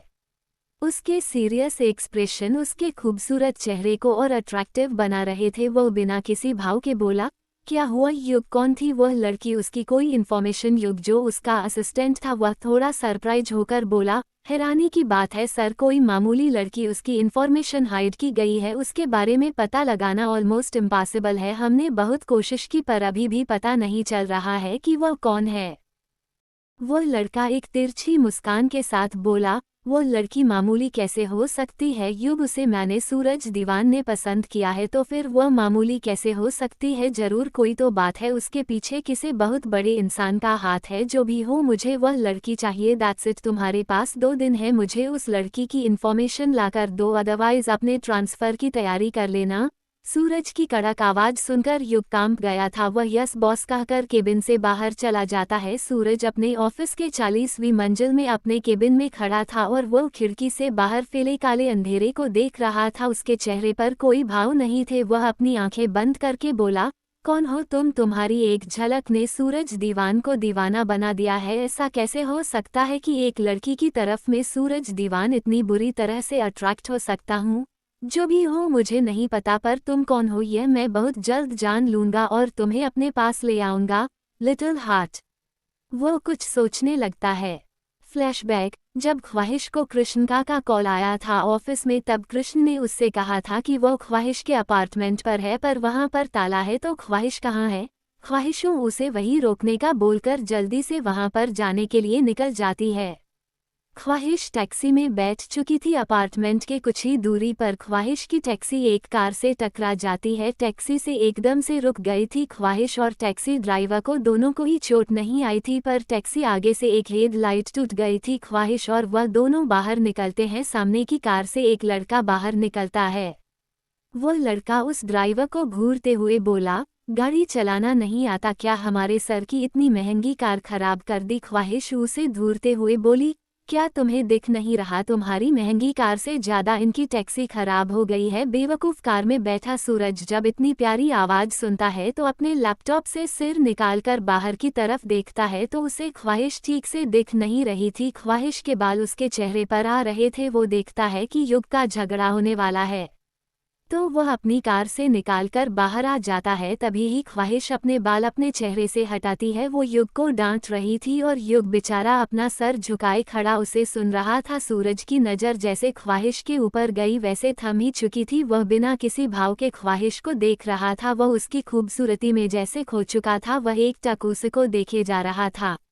युग की नज़र जब सूरज पर जाती है तो वो हैरान हो जाता है, क्योंकि उसके बॉस ने आज तक कभी किसी भी लड़की को नज़र उठा कर देखा भी नहीं था और आज यह इस लड़की को इतने प्यार से देख रहे थे। ख्वाहिश युग को छोड़कर सूरज से बोली, दिखने में तो आप अच्छे खासे ही लग रहे हैं, तो आपको नहीं लगता कि आपने इनकी टैक्सी का जो नुकसान किया है उसकी भरपाई करनी चाहिए? इनको इन्हें पैसे चुकाए। वह ड्राइवर शायद सूरज को पहचान चुका था। वह जल्दी ख्वाहिश से बोला, जाने दो बेटा, कोई बात नहीं, हमें कोई पैसे नहीं चाहिए, आप जल्दी चले, हम आपको आपकी जगह पर छोड़ देते हैं।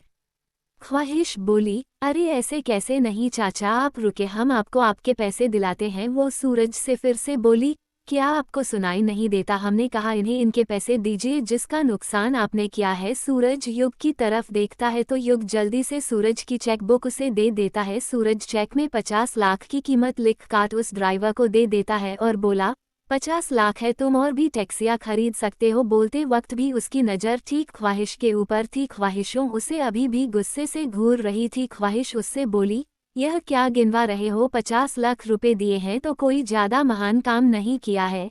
इतना कहकर वह सूरज को एक नज़र घूरने के बाद वापस से टैक्सी में बैठकर वहां से चली जाती है और सूरज अभी भी उस तरफ देख रहा था जिस तरफ ख्वाहिश की टैक्सी गई थी और युग हैरानी से उसे देख रहा था।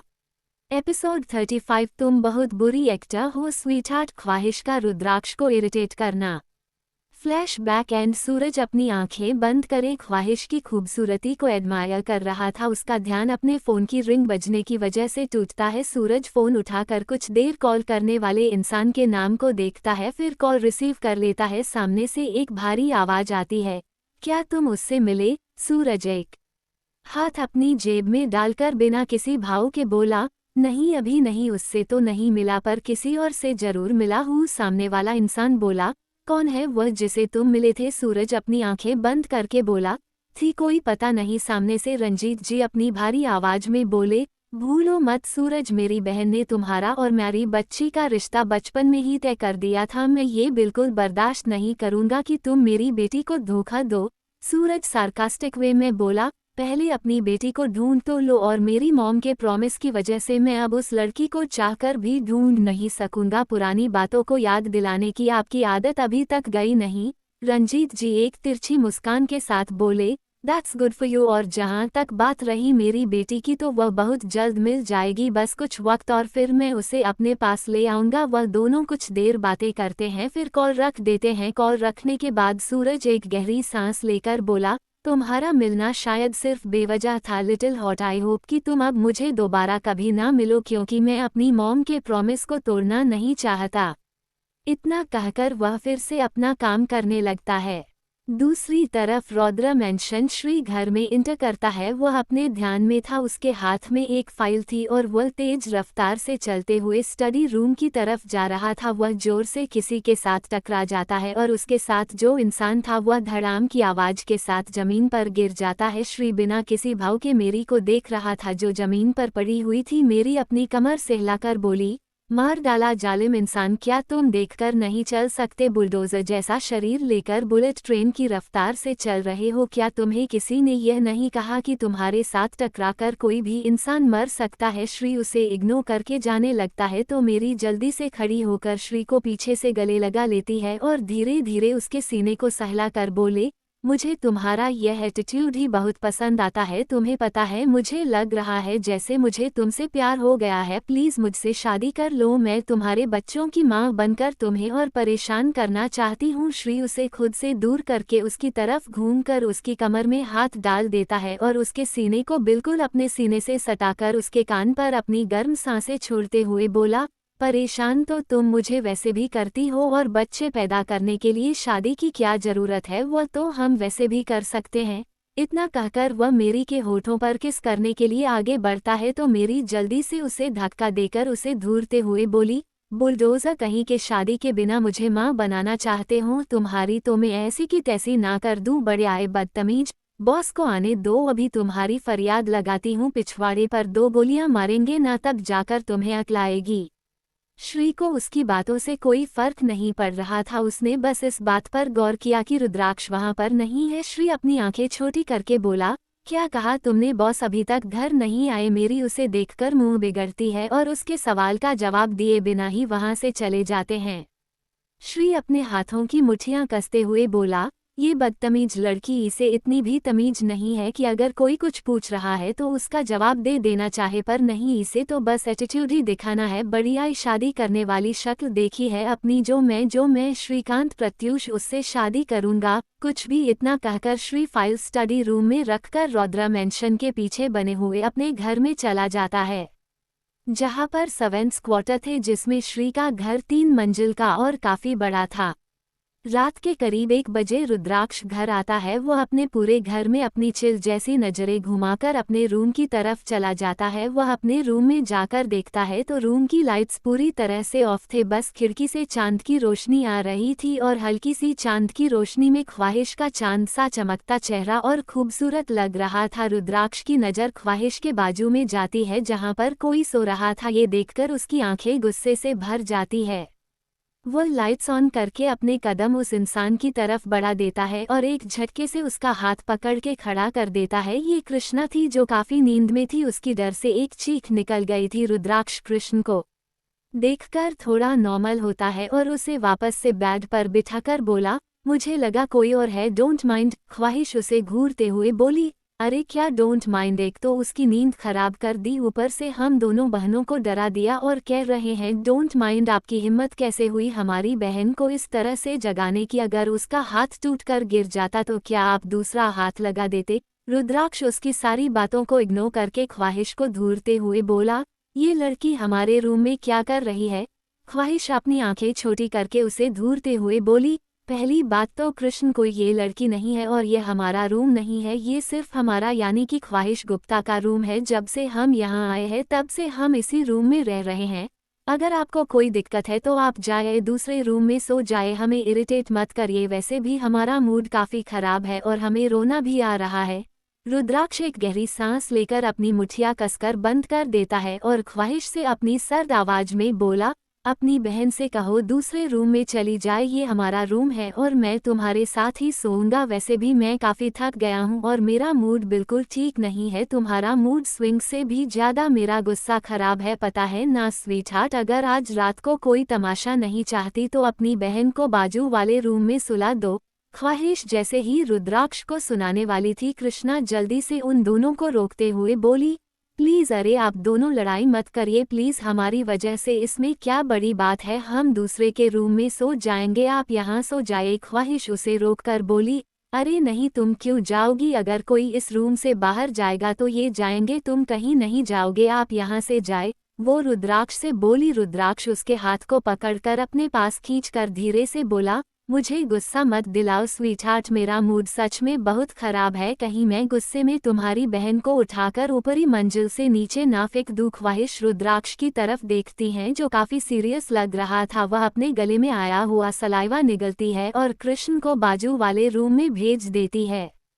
रुद्राक्ष उसे घूरते हुए बस गुड कहकर फ्रेश होने चला जाता है। ख्वाहिश कृष्ण को बाजू वाले रूम में छोड़कर वापस से अपने आप सो जाती हैं। थोड़ी देर में रुद्राक्ष आता है, उसने सिर्फ एक लोअर पहनी हुई थी, वह टॉवल से अपने बाल पोंछ रहा था। वह टॉवल को वापस से सलीके से उसकी जगह पर रखने जाता है। ख्वाहिश ये देखकर मुंह बनाकर बोली, अजीब इंसान है, इस गीले टॉवल को उसकी जगह पर सूखने के लिए रखने जाने की क्या जरूरत थी, यहाँ सोफे पर रख देते, सुबह तक तो सूख जाता, पर नहीं, इन्हें तो हर काम परफेक्ट ही चाहिए। अगर टॉवल, कपड़े या कोई चीज़ उसकी जगह पर नहीं है तो इस बीमार इंसान को बहुत सारी चीज़ों को अपनी जगह पर ही रखना है, क्या अजीब बीमारी है। वह देखती है कि रुद्राक्ष वापस आ गया है तो जल्दी से अपने माथे तक ब्लैंकेट ओढ़ लेती है, पर रुद्राक्ष को पता था कि ख्वाहिश नाटक कर रही है सोने का। वह ब्लैंकेट के अंदर घुसकर उसके ऊपर आ जाता है। ख्वाहिश अभी भी सोने का नाटक कर रही थी। रुद्राक्ष अपना एक आईब्रो ऊपर चढ़ाकर बोला, तुम बहुत बुरी एक्टर हो स्वीटहार्ट, साफ पता चल रहा है कि तुम जाग रही हो। उसकी बात सुनकर ख्वाहिश शर्मिंदगी से अपनी आंखें खोलकर रुद्राक्ष को अपने ऊपर से हटाते हुए बोली, यह क्या बदतमीजी है, हटिए हमारे ऊपर से, हमें बहुत नींद आ रही है, हम आपका कोई टॉर्चर बिल्कुल नहीं बर्दाश्त करने वाले। रुद्राक्ष एक तिरछी मुस्कान के साथ बोला, जानने लगी हो तुम मुझे, तुम्हें ये भी पता चलने लगा है कि मैं क्या चाहता हूँ, गुड, वरना रुद्राक्ष सिंह शेखावत को जानना यह कोई आम बात नहीं है और उसे टॉर्चर नहीं स्वीट टॉर्चर कहते हैं। इतना कहकर वह ख्वाहिश के मुलायम होठों पर शिद्दत से किस करने लगता है। ख्वाहिश खुद को उसके लिए मदहोश न होने को बहुत रोक रही थी, पर रुद्राक्ष का चाम ही ऐसा था कि वह खुद को रुद्राक्ष में खो ही देती थी।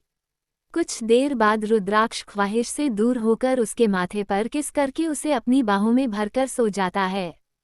ख्वाहिश रुद्राक्ष की हरकत से काफी हैरान थी क्योंकि वह कभी ऐसा करता नहीं था। वह हमेशा ख्वाहिश को पूरी रात जागने पर मजबूर कर देता था, पर आज वह उसे सिर्फ किस करके उसकी बाहों में भरकर सो चुका था। ख्वाहिश रुद्राक्ष के हैंडसम चेहरे को देख रही थी। रुद्राक्ष उसके गले में अपना चेहरा छुपाकर एडजस्ट करते हुए बोला, स्टॉप स्टीयरिंग मी स्वीटहार्ट, वरना जो तुम इस वक्त आराम से सो रहे हो ना, मैं तुम्हें मौन करने पर भी मजबूर कर सकता हूँ।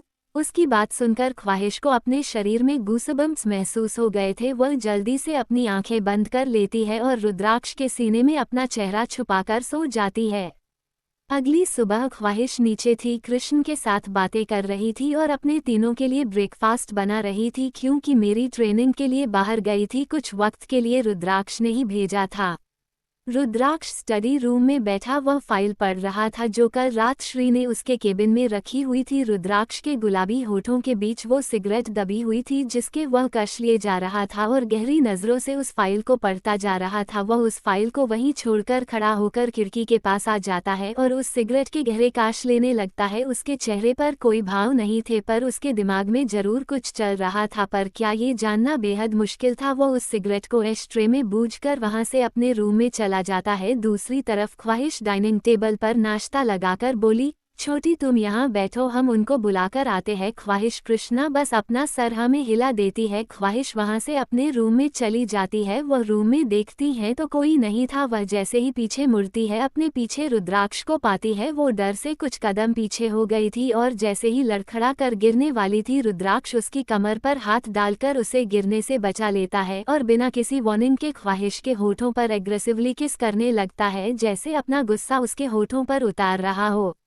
ख्वाहिश रुद्राक्ष की इस हरकत से वाकिफ थी, इसलिए वो ज्यादा कुछ रिएक्ट नहीं करती है, पर वो एकदम से रुद्राक्ष को खुद से दूर करके वॉशरूम की तरफ भाग जाती है। रुद्राक्ष गुस्से से अपनी मुठियां कसते हुए बोला, ये लड़की कुछ ज्यादा ही डेयरिंग होती जा रही है।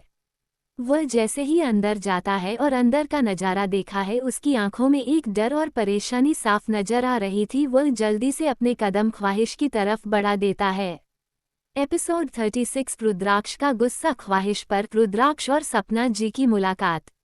रुद्राक्ष अंदर जाकर देखता है तो ख्वाहिश वॉमिट कर रही थी। रुद्राक्ष जल्दी से ख्वाहिश के पास जाकर उसके बालों को समेटकर एक हाथ से पकड़ लेता है और दूसरे हाथ से उसकी पीठ सहलाने लगता है। कुछ देर बाद ख्वाहिश वॉमिट कर लेती है तो वह गहरी सांस लेते हुए अपना मुंह रुद्राक्ष के सीने में छुपा देती है। रुद्राक्ष उसके माथे को सहला रहा था। ख्वाहिश का फेस पर भी वॉमिट लगी हुई थी, पर रुद्राक्ष को इस बात से कोई फर्क नहीं पड़ रहा था। रुद्राक्ष उसे खुद से दूर करके उसके चेहरे को साफ पानी से क्लीन करता है, फिर उसे अपनी गोद में उठाकर बेडरूम में ले आता है। वो उसे आराम से बेड पर लेटा देता है और उसे पानी पिलाने लगता है। ख्वाहिश उससे थोड़ा दूर बैठते हुए बोली, आपके मुंह से बहुत गंदी बदबू आ रही है, आप दूर रहिए, हमें इससे उल्टियां हो रही है। ख्वाहिश की बात सुनकर रुद्राक्ष की आंखें छोटी हो गई थी। वो जैसे ही उसे कुछ कहने वाला था, उसे याद आता है कि उसने अभी स्मोकिंग किया था। शायद सिगरेट की स्मेल की वजह से ख्वाहिश को वॉमिट होने लगी। वह बेड से खड़ा हो जाता है और ख्वाहिश को घूरते हुए बोला, यही रहना, कहीं मत जाना, मैं अभी डॉक्टर को कॉल करके आता हूँ। अरे इतनी सी बात में डॉक्टर को क्यों बुला रहे हैं आप, ये तो नॉर्मल बात है। ख्वाहिश बोल ही रही थी और रुद्राक्ष वहां से निकल चुका था। ख्वाहिश चिढ़कर बोली, है भगवान, ये कैसे इंसान से पाला पड़ा दिया आपने, नॉर्मल सी बात है, इन दोनों कभी हो जाती है उल्टियां तो क्या हुआ, इतनी सी बात में डॉक्टर को बुलाना है। खड़ूस खड़ूस गधा। फिर वह अपने ही दिए गए नाम पर हंसते हुए बोली, खड़ूस गधा काफी अच्छा नाम है। इतना कहकर वह अकेली हंसने लगती है। बाहर रुद्राक्ष ने डॉक्टर को कॉल करके घर बुला लिया था। तभी उसके पास लेटेस्ट सर्वेंट आकर उसे कुछ बताता है, जिसे सुनकर रुद्राक्ष की आंखें सख्त हो जाती है। वह सख्त आवाज में बोला, उसे वहीं रोक के रखो, गार्डन में, घर के अंदर नहीं आने चाहिए। वह सर्वेंट अपना सर हमें हिलाकर चला जाता है। रुद्राक्ष ख्वाहिश के रूम के डोर को बाहर से ब्लॉक कर देता है, जिससे ख्वाहिश बाहर ना निकल पाए और वह नीचे चला जाता है। रुद्राक्ष देखता है कि एक लड़की जिसने रेड कलर की बॉडीकॉन शॉर्ट ड्रेस पहनी हुई थी और वह उस पर काफी अच्छी लग रही थी। रुद्राक्ष बिना किसी भाव के बोला, तुम यहाँ क्या कर रही हो नताशा, तुम्हारी हिम्मत भी कैसे हुई मेरे घर तक आने की, मैंने मना किया हुआ है ना, मुझे बिल्कुल नहीं पसंद कि कोई इंसान मेरे घर तक चला आए। रुद्राक्ष की सर्द आवाज सुनकर नताशा थोड़ी डर गई थी, पर वह अपना डर छुपाते हुए बोली, देखो रुद्राक्ष, मुझे नहीं पता तुम क्या हुआ है, क्यों तुम मुझसे इतनी दूर रहने लगी हो, पर मुझे बिल्कुल अच्छा नहीं लग रहा है तुम्हारा मेरे लिए यह बदला हुआ बिहेवियर, प्लीज पहले जैसे हो जाओ ना। नताशा की आंखों में आंसू आ गए थे। वो रुद्राक्ष के गाल को जैसे ही छूने वाली थी, रुद्राक्ष उसके हाथ को झटक कर 2 कदम पीछे होकर बोला, अपनी लिमिट में रहो नताशा, मैं तुम्हें एक दोस्त समझकर कुछ नहीं कह रहा हूँ, इसका मतलब यह नहीं है कि तुम मुझ पर चढ़ने की कोशिश करो। और रही बात तुमसे दूर जाने की, तो हम पहले भी कभी करीब नहीं थे, और यह अपने झूठ मूठ के आंसू अपने किसी इमोशनल बॉयफ्रेंड को दिखाना मुझे नहीं, क्योंकि ना ही मैं तुम्हारा बॉयफ्रेंड हूँ और ना ही इमोशनल, मुझे इमोशंस फील नहीं होते, तुम्हें पता है ना, गेट लॉस्ट।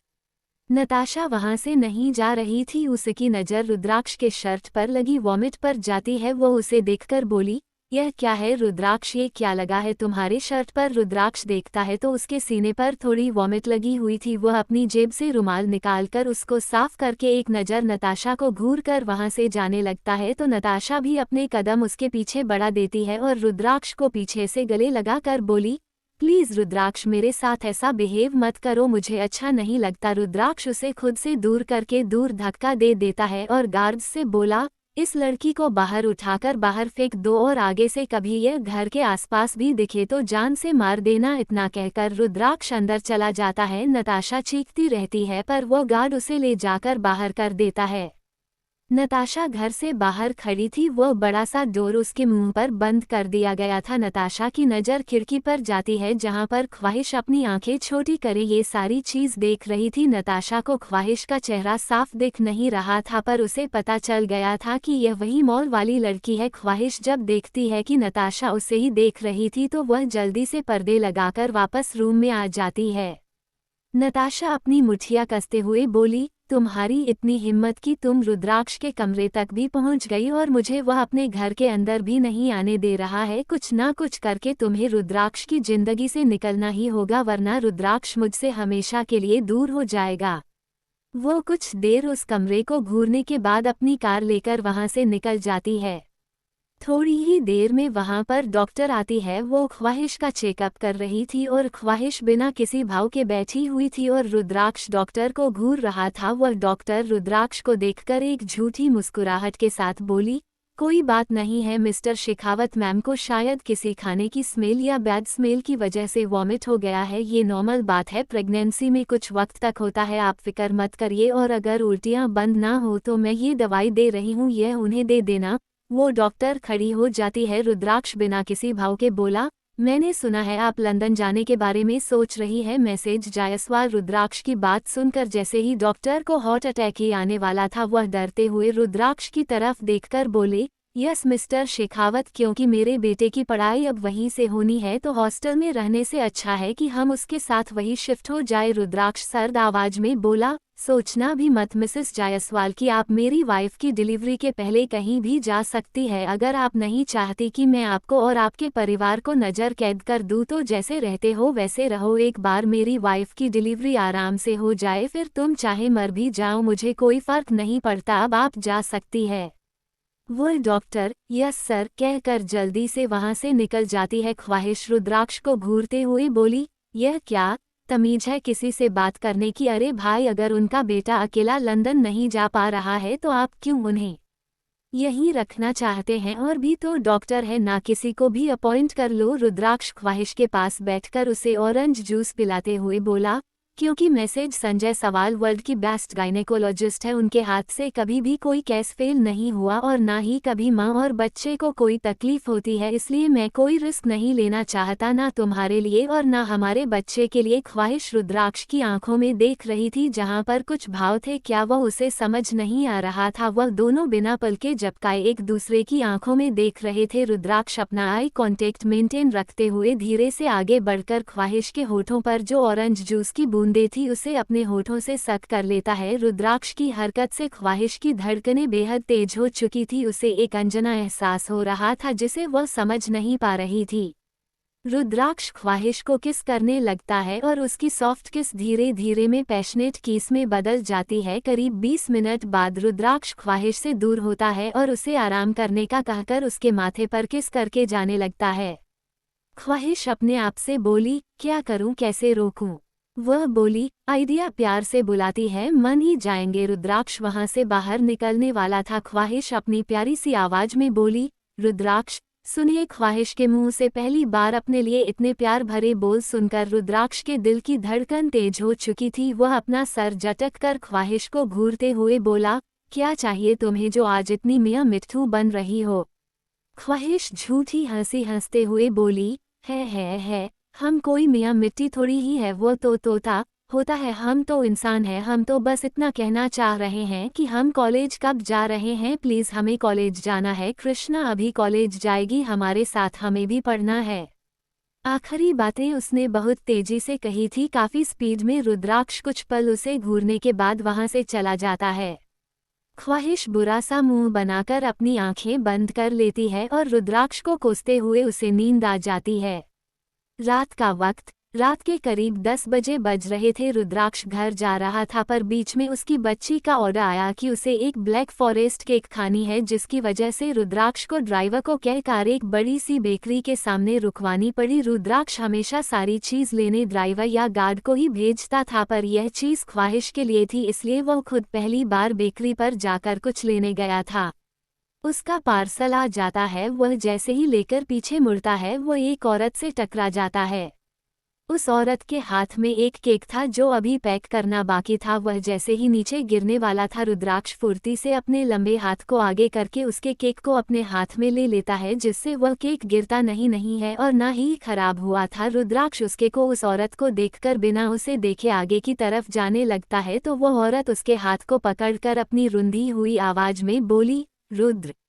रुद्राक्ष जब यह आवाज सुनता है तो उसे ऐसा लगा था मानो किसी ने एक साथ कितनी ही छुरियों से उसके दिल पर वार किया हो। उसने पीछे मुड़कर नहीं देखा था। वो औरत उस केक को वहीं रखकर रुद्राक्ष के हाथ को पकड़कर उसके सामने जाकर खड़ी हो जाती है और रुद्राक्ष के हाथ को अपने हाथ में लेकर बोली, रुद्र मैं हूँ, एक बार मेरी तरफ देखोगे भी नहीं क्या? रुद्राक्ष उसके हाथ को झटक कर अपनी लाल आंखों से जब उस औरत को देखकर उस पर चिल्लाने वाला था, पर उस औरत की मासूम शक्ल देखकर उसके मुंह से कोई रूड शब्द निकल ही नहीं रहे थे। वह उस औरत के चेहरे को देखने लगता है जिसके में नैन नक्श काफी हद तक रुद्राक्ष के चेहरे से भी मिलते थे। वो औरत अपना हाथ आगे बढ़कर रुद्राक्ष के चेहरे को अपने हाथों में भर कर बोली, कितने बड़े हो गए हो तुम और कितने हैंडसम। मुझे पता था मेरा बेटा बड़ा होकर सबसे खूबसूरत बनेगा। सही कहते हैं रंजीत, तुम्हारे चेहरे पर ये जो तेज है ना वो किसी भी सूरज की रोशनी से बढ़कर है। सपना जी अपनी नम आंखों से अपने चेहरे पर एक मुस्कान सजाए रुद्राक्ष की खूबसूरती की तारीफ करती जा रही थी और रुद्राक्ष जब सपना जी के मुंह से रंजीत जी का नाम सुनता है तो वह होश में आता है और सपना जी के हाथ को अपने चेहरे से हटाकर उन्हें घूरते हुए बोला, कौन है आप? मैं आपको नहीं जानता और मुझे बिल्कुल भी नहीं पसंद कि कोई पराया इंसान मुझे हाथ लगाए। आपकी जगह कोई और होता तो मैं उस इंसान के हाथ को कटवा देता। आइंदा से अपनी यह शक्ल लेकर कभी मेरे सामने मत आना, वरना मुझे नहीं पता कि मैं आपके सो कॉल्ड हस्बैंड के साथ क्या करूँगा। वह वहां से गुस्से से निकल जाता है और उसके इतने कड़वे शब्द सुनकर सपना जी की आंखों में जो खुशी की आंसू थे वह दर्द के आंसू बनकर निकल जाते हैं और वह वहीं खड़ी खड़े रोने लगती है। दूसरी तरफ रुद्राक्ष गुस्से से घर आता है। वो ख्वाहिश उसे देखकर खुशी से बोली, आ गए आप, अच्छा हुआ, लाइए मेरा केक। रुद्राक्ष के चेहरे पर कोई भाव नहीं थे। वो खुद उस केक को निकाल कर ख्वाहिश के सामने उसे वहीं जमीन पर पटक देता है जिससे वह केक खराब हो गई थी और टूट गई थी। ख्वाहिश हैरानी से बोली, यह क्या किया आपने? आपका दिमाग खराब? वह बोल ही रही थी कि रुद्राक्ष उसके हाथ को पकड़कर उसे खींचते हुए गुस्से से अपने रूम की तरफ ले जाने लगता है, वह भी जबरदस्ती। और ख्वाहिश उसे रोकने की कोशिश कर रही थी पर कोई फायदा नहीं था। एपिसोड 37 रुद्राक्ष और ख्वाहिश का गुस्से वाला इंटीमसी। रुद्राक्ष की शर्तें। आदित्य की कुकिंग। रुद्राक्ष ख्वाहिश को रूम में ले जाकर उसे बेड की तरफ धकेल देता है। ख्वाहिश जल्दी से खुद को संभाल कर रुद्राक्ष को घूरते हुए बोली, यह क्या कर रहे हैं आप? क्या आपका दिमाग खराब हो गया है? रुद्राक्ष डोर लॉक करके ख्वाहिश की तरफ मुड़ता है। ख्वाहिश उसे पहले के जितना गुस्से ने देखकर डर जाती है। रुद्राक्ष काफी गुस्से में था, उसकी आंखें गुस्से से लाल थी। वह पूरी तरह से गुस्से से जैसे कांप रहा था। उसकी बेहद सर्द आंखों को देखकर ख्वाहिश से कुछ बोलने को नहीं बन रहा था। आज उसे रुद्राक्ष पहले वाले रुद्राक्ष जैसा लग रहा था। रुद्राक्ष अपने कदम ख्वाहिश की तरफ बढ़ाता है तो ख्वाहिश जल्दी से दूसरी तरफ भागते हुए बोली, क्या हुआ है आपको? क्यों ऐसे बर्ताव कर रहे हैं? रुद्राक्ष ख्वाहिश के हाथ को पकड़कर अपने पास खींचकर उसके हाथ को दबाते हुए बोला, ये सब तुम्हारी वजह से हुआ है। आज अगर तुम मुझे केक लेने के लिए नहीं भेजती तो मैं उस घटिया औरत से नहीं मिलता और ना ही मेरा खून खौलता जैसे इस वक्त खोल रहा है, और इसकी भरपाई तो तुम्हें करनी ही पड़ेगी। वह एग्रेसिवली ख्वाहिश के होठों पर किस और बाइट्स करने लगता है। ख्वाहिश कुछ नहीं कर पा रही थी, उसे बहुत डर लग रहा था और उसकी आंखें भी नम हो चुकी थी। वह रुद्राक्ष को दूर करने की कोशिश कर रही थी पर कोई फायदा नहीं था। दर्द से उसकी आंखों में से आंसू निकलने लगे थे। रुद्राक्ष बिना किसी ब्रेक किए ख्वाहिश को बेड पर लेटा देता है और खुद उसके ऊपर आकर उसके होठों को छोड़कर उसके माथे पर, गाल पर, होठों पर किस कर रहा था और बाइट्स भी। रुद्राक्ष ख्वाहिश के गले से होते हुए उसके सीने तक जाता है तो उसे कपड़े फील होते हैं। रुद्राक्ष को इस बात से और गुस्सा आ जाता है। वो एक झटके से ख्वाहिश की टी शर्ट को फाड़कर जमीन पर फेंक देता है और उसके इनर को भी। कुछ ही देर में ख्वाहिश के कपड़े पूरी तरह से जमीन पर पड़े हुए थे। रुद्राक्ष को उसके सीने पर, पेट पर, कमर पर किस और बाइट्स करने के बाद नीचे की तरफ बढ़ जाता है और कुछ ही देर में ख्वाहिश की सिसकियां और दर्द भरी आहें उस रूम में गूंज रही थी। रुद्राक्ष इस वक्त बेहद गुस्से में था। उसे लग रहा था जैसे कि सपना जी का मिलना सिर्फ और सिर्फ ख्वाहिश की वजह से हुआ है, इसलिए वो उसे पनिशमेंट देकर खुद के ईगो को सेटिस्फाई कर रहा था। रॉय हाउस अर्थ अपने स्टडी रूम में था। वो कोई पेपर्स रेडी कर रहा था। वह चीरकर बोला, है भगवान, क्या करूं मैं इस रुद्राक्ष का, बेवकूफ़, ऐसी कोई पेपर्स बनवाता है। अरे यार, वह बच्ची है, अगर कॉलेज जाएगी भी तो कोई थोड़ी उसकी तरह कांड करने वाली है जो ये रूल्स एंड रेगुलेशंस लगवा रहा है उस बच्ची पर। गधा। उद्धरण चिन्ह। वैसे ही वो रुद्राक्ष को कोस रहा था कि स्टडी रूम का डोर नॉक होता है। अर्थ वहां पर देखता है तो यह अर्थ के पापा थे, धनराज रॉय। अर्थ बोला, अरे पापा आए ना, वहां क्यों खड़े हो, आप ही का स्टडी रूम में आ जाए। मिस्टर रॉय सीरियल चेहरे के साथ अर्थ से बोले, आरुषि की शादी तय की गई है, मुझे कल मिस्टर चढ़ा मिले थे, मेरी उनसे बात हुई, क्या सोचा है तुमने। अर्थ कुछ सोचकर बोला, अभी तक कुछ सोचा नहीं है, पर आप फिक्र मत करें, आरुषि सिर्फ और सिर्फ आपकी बेटे की बीवी बनेगी, यानी कि सिर्फ आपकी ही बहू बनेगी, सो चिल। धनराज जी अर्थ के माथे को सहला कर बोले, मैं भी यही चाहता हूँ कि वह सिर्फ मेरी बहू बने, क्योंकि तुम्हारी माँ के जाने के बाद तो इस घर से जैसे रौनक चली ही गई है, जब आरुषि वापस आएगी तो सब ठीक हो जाएगा। अर्थ अपने पापा को गले लगाकर बोला, अरे यार पापा, आप इतने इमोशनल क्यों हो रहा है, मैं हूं ना, अगर आप चाहे तो हम मुझसे पहले आपकी शादी भी कर सकते हैं, मुझे कोई प्रॉब्लम नहीं है, आप मिसिस जैक्सन से बात कर लीजिए, मैं उनके डिवोर्स की तैयारी करवाता हूं। धनराज जी उसकी बात सुनकर हड़बड़ा जाते हैं और उसे एक चपत लगाकर बोले, नालायक, तुझे शर्म नहीं आती, अपने बाप से ऐसी बातें करता है। वो दोनों ऐसे ही हंसी मजाक करने लगते हैं। रौद्र मैंशन। कृष्णा उस बड़े से लग्जरियस लिविंग रूम में इधर से उधर चक्कर लगा रही थी। उसे भूख लगी थी और वह ख्वाहिश के लिए इंतजार कर रही थी, क्योंकि कृष्ण को खाना बनाना नहीं आता था, हमेशा ख्वाहिश ही बनाकर सबको खिलाती थी। वह अपने पेट पर हाथ रखकर बोली, दीदी ना, कब से इतना सोने लगी, सुबह के 9 बजे बज रहे हैं भाई, अब उठ जाओ, कोई यहाँ भूख से मर रहा है और आप सो रहे हैं कुछ भी।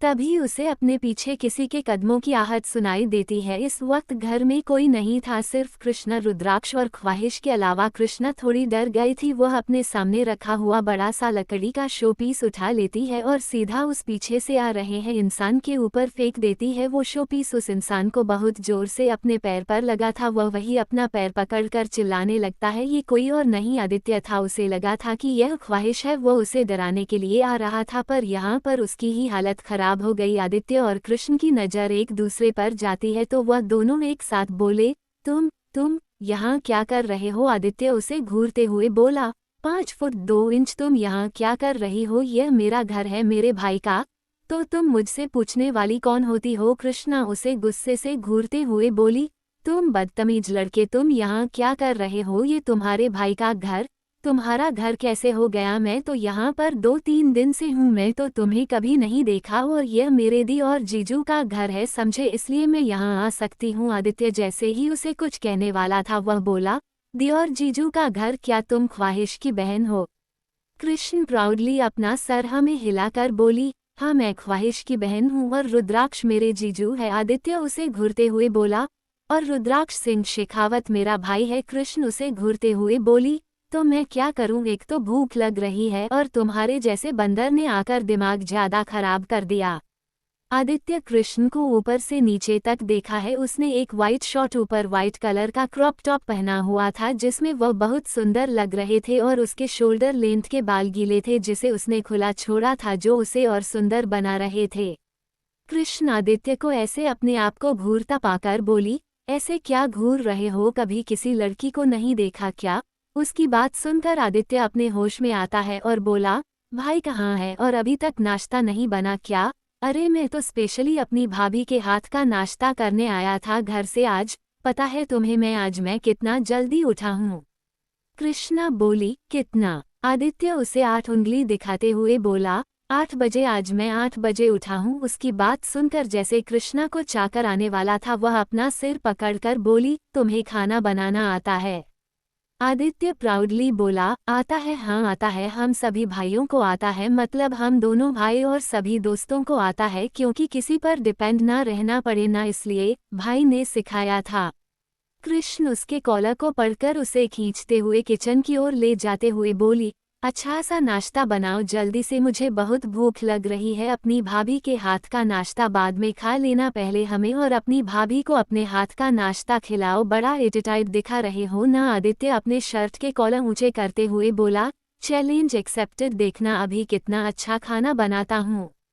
आदित्य ने अपरान पहनकर अपना काम शुरू कर दिया था और कृष्णा वही स्लैब से टेक लगाकर उसे देख रही थी। वह आदित्य के चेहरे को देखकर अपने मन में बोली, कैसा भी हो लेकिन बंदर दिखने में तो बहुत अच्छा है। रुद्राक्ष और ख्वाहिश का रूम। ख्वाहिश की नींद खुलती है तो देखती है कि बेड पर वह अकेली ही थी, रुद्राक्ष वहां नहीं था। उसने रुद्राक्ष की कल रात की ब्लैक शर्ट पहनी हुई थी। उसे अपने शरीर में काफी थकान और दर्द महसूस हो रहा था। वह धीरे से बेड पर बैठती है और अपने चेहरे को अपने हाथों में छुपा लेती है। उसे कल रात का रुद्राक्ष का बिहेव याद आ रहा था, उसे बहुत बुरा लग रहा था। वो रोते हुए बोली, आपको समझना नामुमकिन है, जब भी हम समझते हैं कि हम आपको समझने लगे आप पहले से अच्छे हो गए, शायद आपके अंदर से बुराई चली गई है, पर नहीं, आपके जैसा इंसान कभी नहीं बदलता। आपसे उम्मीद रखने वाला हर एक इंसान हमेशा अपनी उम्मीद टूटेगी, आप कभी किसी की उम्मीद पर खरे नहीं उतार सकते। हाँ, कोई इंसान मुझसे उम्मीद नहीं लग सकता, अगर कोई लगता है तो वो बेवकूफ़ है, क्योंकि मैं कभी किसी की उम्मीद पर खरा उतरना सही नहीं समझता। यह उस इंसान की गलती है जिसने मुझे उम्मीद लगाई है। रुद्राक्ष सिंह शेखावत से उम्मीद लगाना मतलब उस इंसान का टूटना। वहाँ पर रुद्राक्ष की इमोशनलेस आवाज़ गूंज जाती है। रुद्राक्ष अभी ही बाथरूम से बाहर निकाला था, उसका चेहरा अभी भी सर्द था पर कल के मुकाबले थोड़ा नॉर्मल था। रुद्राक्ष वॉशरूम से ही निकला था, उसने इस वक्त बाथरोब पहना हुआ था। ख्वाहिश उसे इग्नोर करके वॉशरूम में चली जाती है, वह उसकी बात का कोई जवाब नहीं देती। रुद्राक्ष को उसका इग्नोर करना बहुत गुस्सा दिला रहा था, पर वह भी उसे इग्नोर करके रेडी होने के लिए चला जाता है। करीब आधे घंटे बाद ख्वाहिश बाथरूम से बाहर निकलती है। उसने एक बेबी पिंक कलर का ड्रेस पहना था जिसके ऊपर एक कट वाली लॉन कुर्ती थी और नीचे पेंट पिंक कलर का और साइड में एक ट्रांसपेरेंट पिंक कलर का दुपट्टा ले रखा था। वह उसमें बहुत ही ज्यादा खूबसूरत लग रही थी। वह अपने बालों को कोम करके एक चोटी में बांध रही थी, तभी उसे अपने ऊपर किसी की नजरों की तपिश महसूस होती है। वह अपना सिर उठाकर सामने मिरर में देखती है तो रुद्राक्ष डोर पर खड़ा था। उसने हमेशा की तरह एक ब्लैक कलर का बिजनेस सूट पहना हुआ था। वह इस वक्त स्टडी रूम से आ रहा था, पर जब वो ख्वाहिश को रेडी होता देखता है तो देखता रह जाता है। ख्वाहिश रुद्राक्ष की इंटेंस नजरों को महसूस करके अंदर तक कांप गई थी। वह जल्दी से अपनी नजरें झुका लेती है। रुद्राक्ष अभी भी उसे ही देख रहा था। ख्वाहिश को उसका यूं देखना काफी डरा रहा था। उससे हड़बड़ी में अपना कोम छोड़कर नीचे गिर गया था। कोम गिरने की आवाज सुनकर रुद्राक्ष होश में आता है और वो अपना सर झटक कर अपना मोबाइल उठाते हुए बिना ख्वाहिश को देख बोला, जल्दी ब्रेकफास्ट पर आओ, मुझे तुमसे एक इम्पॉर्टेंट बात करनी है। उसकी बात सुनकर ख्वाहिश के दिल की धड़कनें डर से बढ़ चुकी थी। वो उसकी बात का कोई जवाब नहीं देती। रुद्राक्ष भी वहां से जा चुका था। कुछ देर बाद ख्वाहिश नीचे आ जाती है। वो देखती है कि आदित्य और कृष्णा बातें कर रहे थे और हंस भी रहे थे। आदित्य को वहां देखकर ख्वाहिश थोड़ी हैरान थी। उसकी नज़र रुद्राक्ष के ऊपर जाती है जो उन दोनों को इग्नोर करके अपना खाना खा रहा था, पर उसका ध्यान ख्वाहिश के ऊपर भी था। ख्वाहिश जाकर जैसे ही रुद्राक्ष से दूर दूसरी चेयर पर बैठने वाली थी, रुद्राक्ष अपने पैर से अपने बाजू वाले चेयर को पीछे की तरफ खींचका देता है। ख्वाहिश एक नज़र रुद्राक्ष को देखती है जिसका चेहरा काफी सर्द था। ख्वाहिश उससे कोई लड़ाई झगड़ा नहीं करना चाहती थी, जिस वजह से वह रुद्राक्ष के पास वाली चेयर पर बैठ जाती है। रुद्राक्ष उसकी प्लेट में हेल्थी ब्रेकफास्ट डालने लगता है। ख्वाहिश मुंह बनाकर खा लेती है क्योंकि उसे रुद्राक्ष से बात नहीं करनी थी। कुछ ही देर में वहां पर अर्थ आ जाता है और उन लोगों को ग्रीट करके नाश्ता करने बैठ जाता है। अर्थ खाते हुए बोला, नाश्ता काफी अच्छा बनाया है तुमने ख्वाहिश, वेरी गुड। ख्वाहिश धीरे से बोली, नाश्ता हमने नहीं बनाया। तो अर्थ रुद्राक्ष की तरफ देखता है तो आदित्य जल्दी से बोला, अरे नहीं नहीं, भाई ने भी नहीं बनाया, नाश्ता मैंने बनाया है। अर्थ थम्स अप दिखाकर नाश्ता करने लगता है और नाश्ता हो जाने के बाद वो कुछ पेपर्स रुद्राक्ष के सामने रख देता है। रुद्राक्ष उन पेपर्स को ख्वाहिश को देखते हुए बोला, ये लो, साइन करो इस पेपर पर। ख्वाहिश रुद्राक्ष की बात का कोई जवाब नहीं देती और उस पेपर को उसके हाथ से छीनकर पढ़ने लगती है। वह जैसे जैसे उन पेपर्स को पढ़ रही थी उसकी आंखें छोटी हो जाती है। वह अपना सर उठाकर रुद्राक्ष को घूरते हुए बोली, यह क्या बचकान हरकत है आपकी। रुद्राक्ष बिना किसी भाव के बोला, यह कोई बचकान हरकत नहीं है, वह सब तो तुम करती हो, एक मैच्योरिटी वाली हरकत है जो मैंने की है। No come on fast sign करो यार, मैंने आप लोगों से कहा था कि ख्वाहिश और रुद्राक्ष और बाकी सारे कपल का कपल पेट नेम मुझे बताइए, पर आप लोगों ने तो कुछ कहा ही नहीं। अगर हो सके तो आज बता दीजिए। Okay bye. एपिसोड 38 जब तक तुम मर नहीं जाती स्वीट हार्ट। रुद्राक्ष और रंजीत जी का टशन। ख्वाहिश, जिसे रुद्राक्ष से बात करने का बिल्कुल मन नहीं था फिर भी वो उससे बात कर रही थी, वो उन पेपर्स को घूरते हुए बोली, हम ऐसा कुछ नहीं करेंगे, इसकी कोई जरूरत नहीं है। रुद्राक्ष उसके हाथ में पेन पकड़ाते हुए बोला, जरूरत है इसलिए करवाया है। रुद्राक्ष सिंह शेखावत कभी कोई काम बिना जरूरत के नहीं करता, ना फास्ट साइन। ख्वाहिश एक गहरी सांस लेकर बोली, पर इसमें कैसे फालतू शर्तें लिखी हुई है, ये क्या बात हुई। रुद्राक्ष उसे देखकर बिना किसी भाव के बोला, यह कोई फालतू शर्तें नहीं है, ये सारे रूल्स है जो तुम्हें अपने कॉलेज जाने के बाद फॉलो करने हैं। फर्स्ट, तुम किसी लड़के से बात नहीं करोगी। अगर कोई भी लड़का तुमसे बात करने की कोशिश करे तो तुम उसे इग्नोर कर दोगी। उसके बाद जो करना है वो मैं देख लूँगा। दूसरी बात, तुम कोई बाहर का खाना नहीं खाओगी या कैंटीन से कुछ भी अनहेल्दी नहीं खाओगी। तुम्हें कुछ भी खाना है तो तुम मुझे कॉल करके बोलोगी, फिर मैं डिसाइड करूँगा कि तुम वह चीज़ खा सकती हो या नहीं। थर्ड, तुम्हारे कॉलेज का टाइम सुबह का है तो तुम कॉलेज खत्म करके ऑफिस आओगी और अपना ऑफिस का काम करोगी मेरी पर्सनल असिस्टेंट का। ख्वाहिश जैसे ही कुछ बोलने के लिए अपना मुंह खोलती है, रुद्राक्ष अपना हाथ दिखाकर उसे चुप करवा देता है। फोर्थ एंड लास्ट, तुम्हारे साथ 2 गार्ड्स जाएंगे जो हमेशा तुम्हारे साथ ही रहेंगे, उन्हें तुम अपने साथ कहीं भी आने से नहीं रोक सकती। ख्वाहिश रुद्राक्ष को घूरते हुए बोली, वह सारी तीनों शर्तें तो हम मान भी ले, पर यह हम बिल्कुल नहीं मानेंगे। हम किसी गार्ड को अपने साथ नहीं रखने वाले। रुद्राक्ष अपने जेब में हाथ डाले बोला, तुम्हें किसी ने पूछा नहीं है, यह मेरा ऑर्डर है कि गार्ड्स तुम्हारे साथ ही रहेंगे और अगर तुम कॉलेज जाना चाहती हो तो तुम्हें इन सारे रूल्स फॉलो करने पड़ेगी और पेपर्स पर साइन करना पड़ेगा। अदरवाइज तुम नहीं जाओगी कॉलेज तो फिर मुझे कोई दिक्कत नहीं है। ख्वाहिश उन पेपर को घूरते हुए बोली, हमें ये सारा नाटक कब तक करना पड़ेगा। रुद्राक्ष अपनी गहरी आवाज में बोला, जब तक तुम मर नहीं जाती तब तक। उसकी बात सुनकर आदित्य, कृष्ण और अर्थ तीनों मुंह फाड़े रुद्राक्ष को देख रहे थे। ख्वाहिश रुद्राक्ष को घूरते हुए बोली, अगर मुझसे पहले आप मर गए तो हम फ्री हो सकते हैं, है ना। रुद्राक्ष के तिरछी मुस्कान के साथ बोला, उसके लिए भी मेरे पास एक कॉन्ट्रैक्ट है। अगर अनफॉर्चुनेटली मैं तुमसे पहले मर जाता हूं तो उस कॉन्ट्रैक्ट के मुताबिक तुम किसी और लड़के के साथ नहीं रह सकती, ना ही किसी से शादी कर सकती हो, ना ही कोई रिलेशन रख सकती हो। तुम्हें हमेशा अकेला इस घर में रहना होगा। उसके बाद कुछ ही वक्त में तुम्हारी भी मौत हो जाएगी तो फिर हम दोनों साथ में रहेंगे, जहां मरे हुए लोग मिलते हैं वहां कब्रिस्तान में। उसकी बात सुनकर ख्वाहिश ने अपना सर पीट लिया। वह उन पेपर्स पर साइन करते हुए गुस्से से बोली, हम भी किसके साथ आर्गुमेंट्स कर रहे हैं, उस इंसान के साथ जो जबान लड़ाने में एक्सपर्ट है। बदतमीज कहीं का। वह साइन करके उन पेपर्स को रुद्राक्ष के मुंह पर मारती है। ये देखकर इस बार तो आदित्य और अर्थ दोनों ही अपनी चेयर से खड़े हो गए थे डर से, क्योंकि किसी में इतनी हिम्मत नहीं थी कि रुद्राक्ष की तरफ देखे भी, और ख्वाहिश ने उसके मुंह पर पेपर्स मारे थे। रुद्राक्ष होना पेपर्स को अपने चेहरे से हटकर आगे बढ़कर ख्वाहिश के होठों पर किस कर लेता है और बोला, फाइन, तुम कल से कॉलेज जा सकती हो, आज ऑफिस आने की कोई ज़रूरत नहीं है। अपनी सारी चीज़ रेडी करो और तुम्हारी बहन कृष्णा का भी एडमिशन हो चुका है।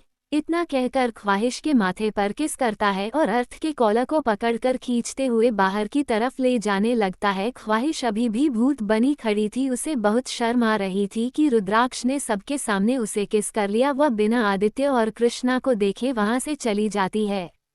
कृष्ण आदित्य के सीने पर एक मुक्का मारकर बोली, तुम गधे, तुम्हारा भाई मेरी बहन से इस तरह से बात क्यों कर रहा था जबकि वो उनसे प्यार करता है। तो आदित्य बात को संभालते हुए बोला, अरे भाई भाभी से बहुत प्यार करते हैं पर वो उनके लिए बहुत पजेसिव है, इसलिए वो कभी कभी ऐसा भी है करते हैं।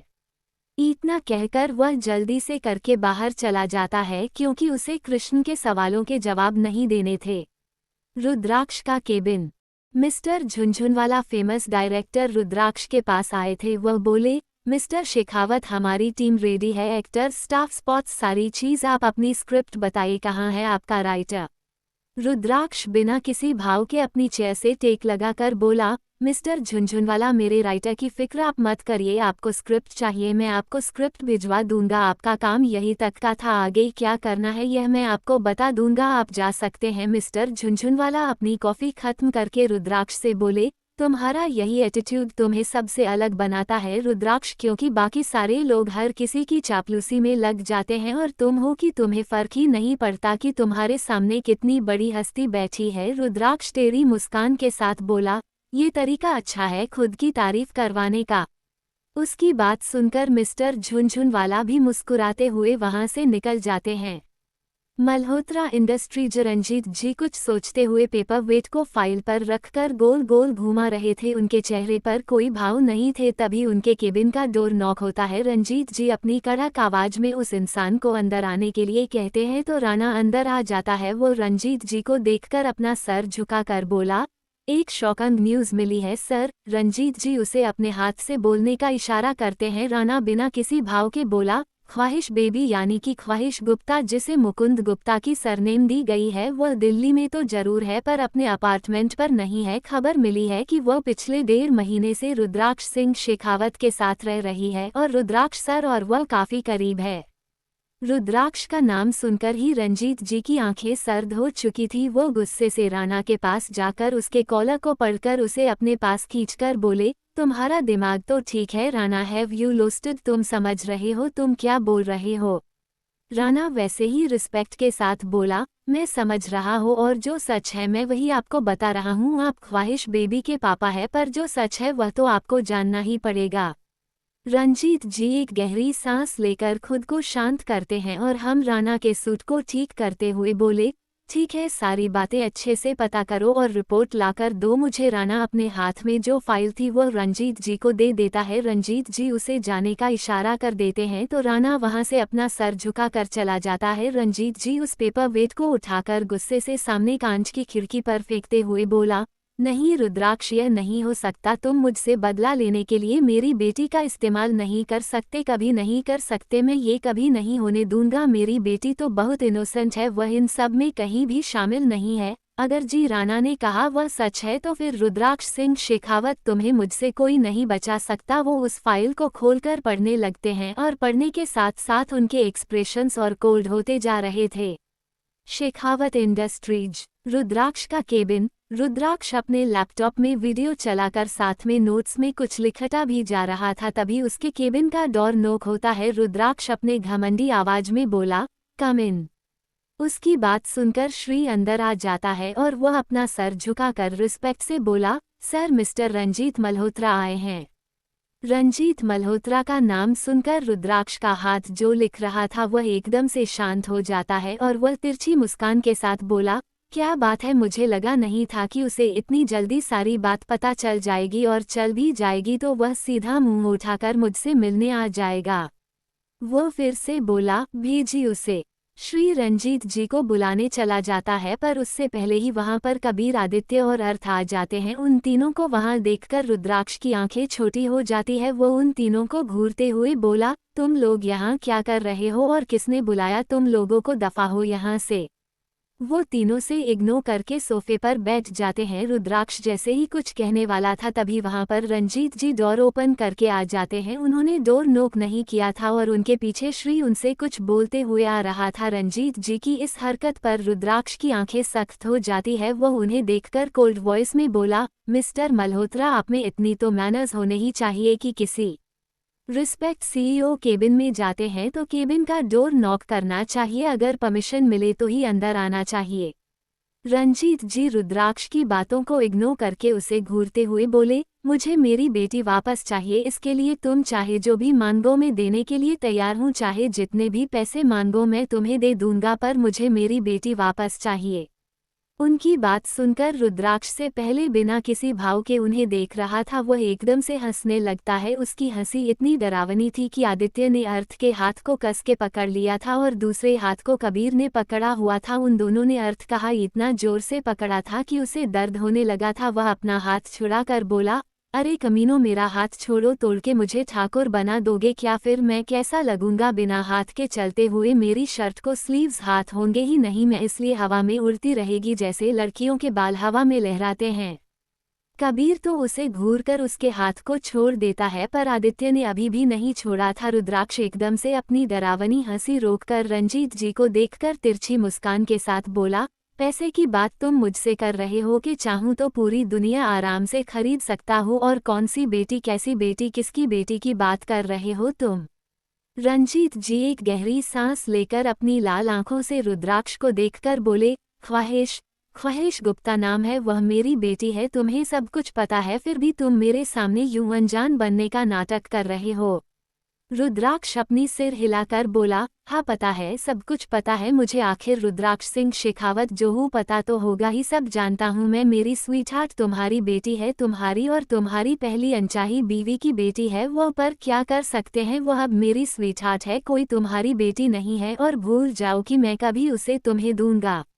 रंजीत जी गुस्से से रुद्राक्ष के कॉलर को अपने दोनों हाथों से पकड़कर उसे अपने पास खींचकर बोले, भूलो मत रुद्राक्ष कि मैं कौन हूँ और मैं क्या कर सकता हूँ। अगर तुमने सीधी तरह से मुझे मेरी बेटी नहीं लौटाई तो मैं उसे तुमसे छीन लूंगा।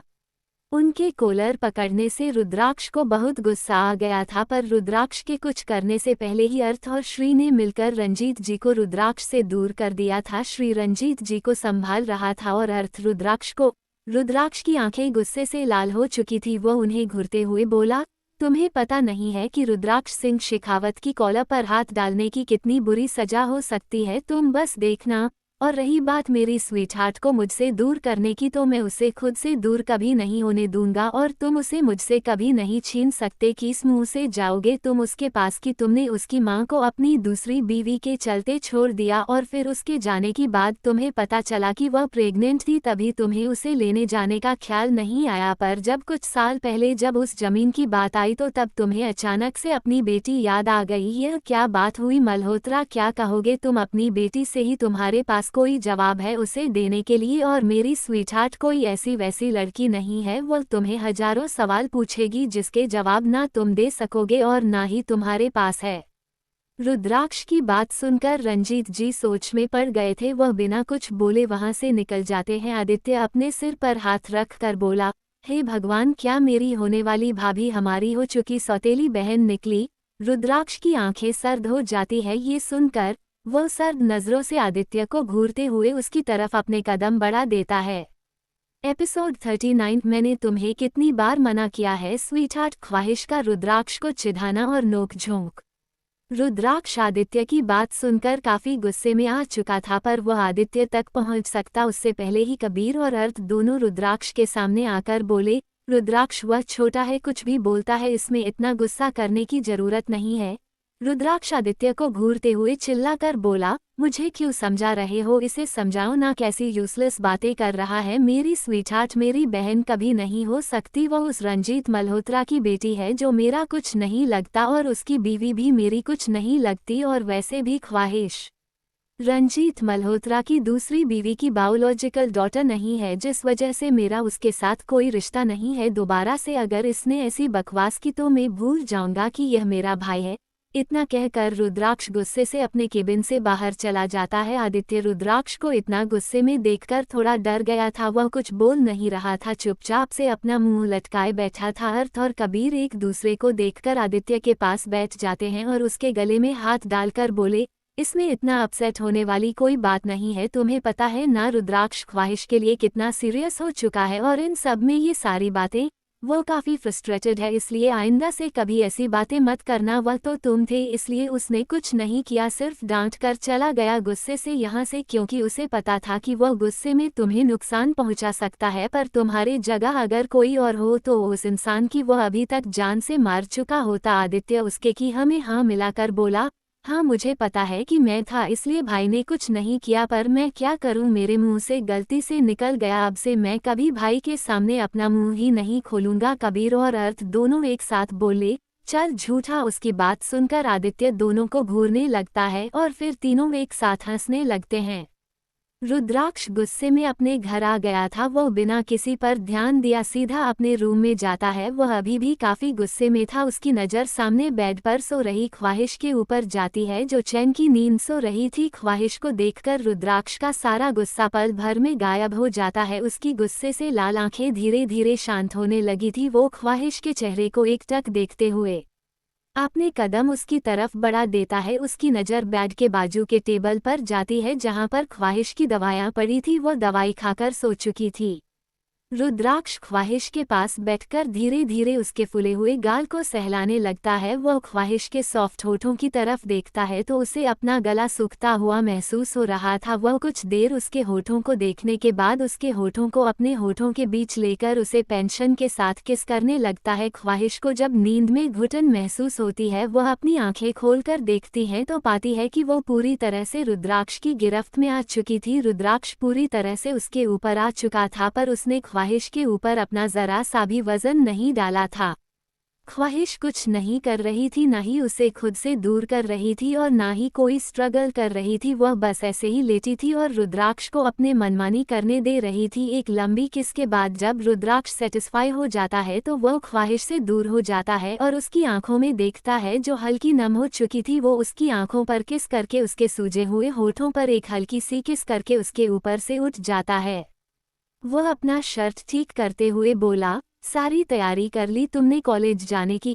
ख्वाहिश चीढ़कर बोली, यह क्या आप ऑफिस से हमें ये पूछने आए हैं कि हमने कॉलेज की तैयारी करे कि नहीं? क्या आप हमें कॉलेज छोड़ने के लिए आए हैं? रुद्राक्ष बिना किसी भाव के उसे देखकर अपनी भारी आवाज में बोला, मैंने तुम्हें कितनी बार मना किया है स्वीटहार्ट कि मुझे उल्टा जवाब मत दिया करो, मुझे गुस्सा आता है। ख्वाहिश फुसफुसाकर बोली, हाँ, इस दुनिया में गुस्सा करने का हक तो सिर्फ आपको है, सिर्फ आपको ही गुस्सा आ सकता है। हमें तो कभी गुस्सा नहीं आ सकता और आपको गुस्सा आएगा भी क्यों नहीं? आप है ही वह डायनासोर जो आग निकालता है, वो जिसे बस गुस्सा आता रहता है और दूसरों के ऊपर आग निकलता रहता है।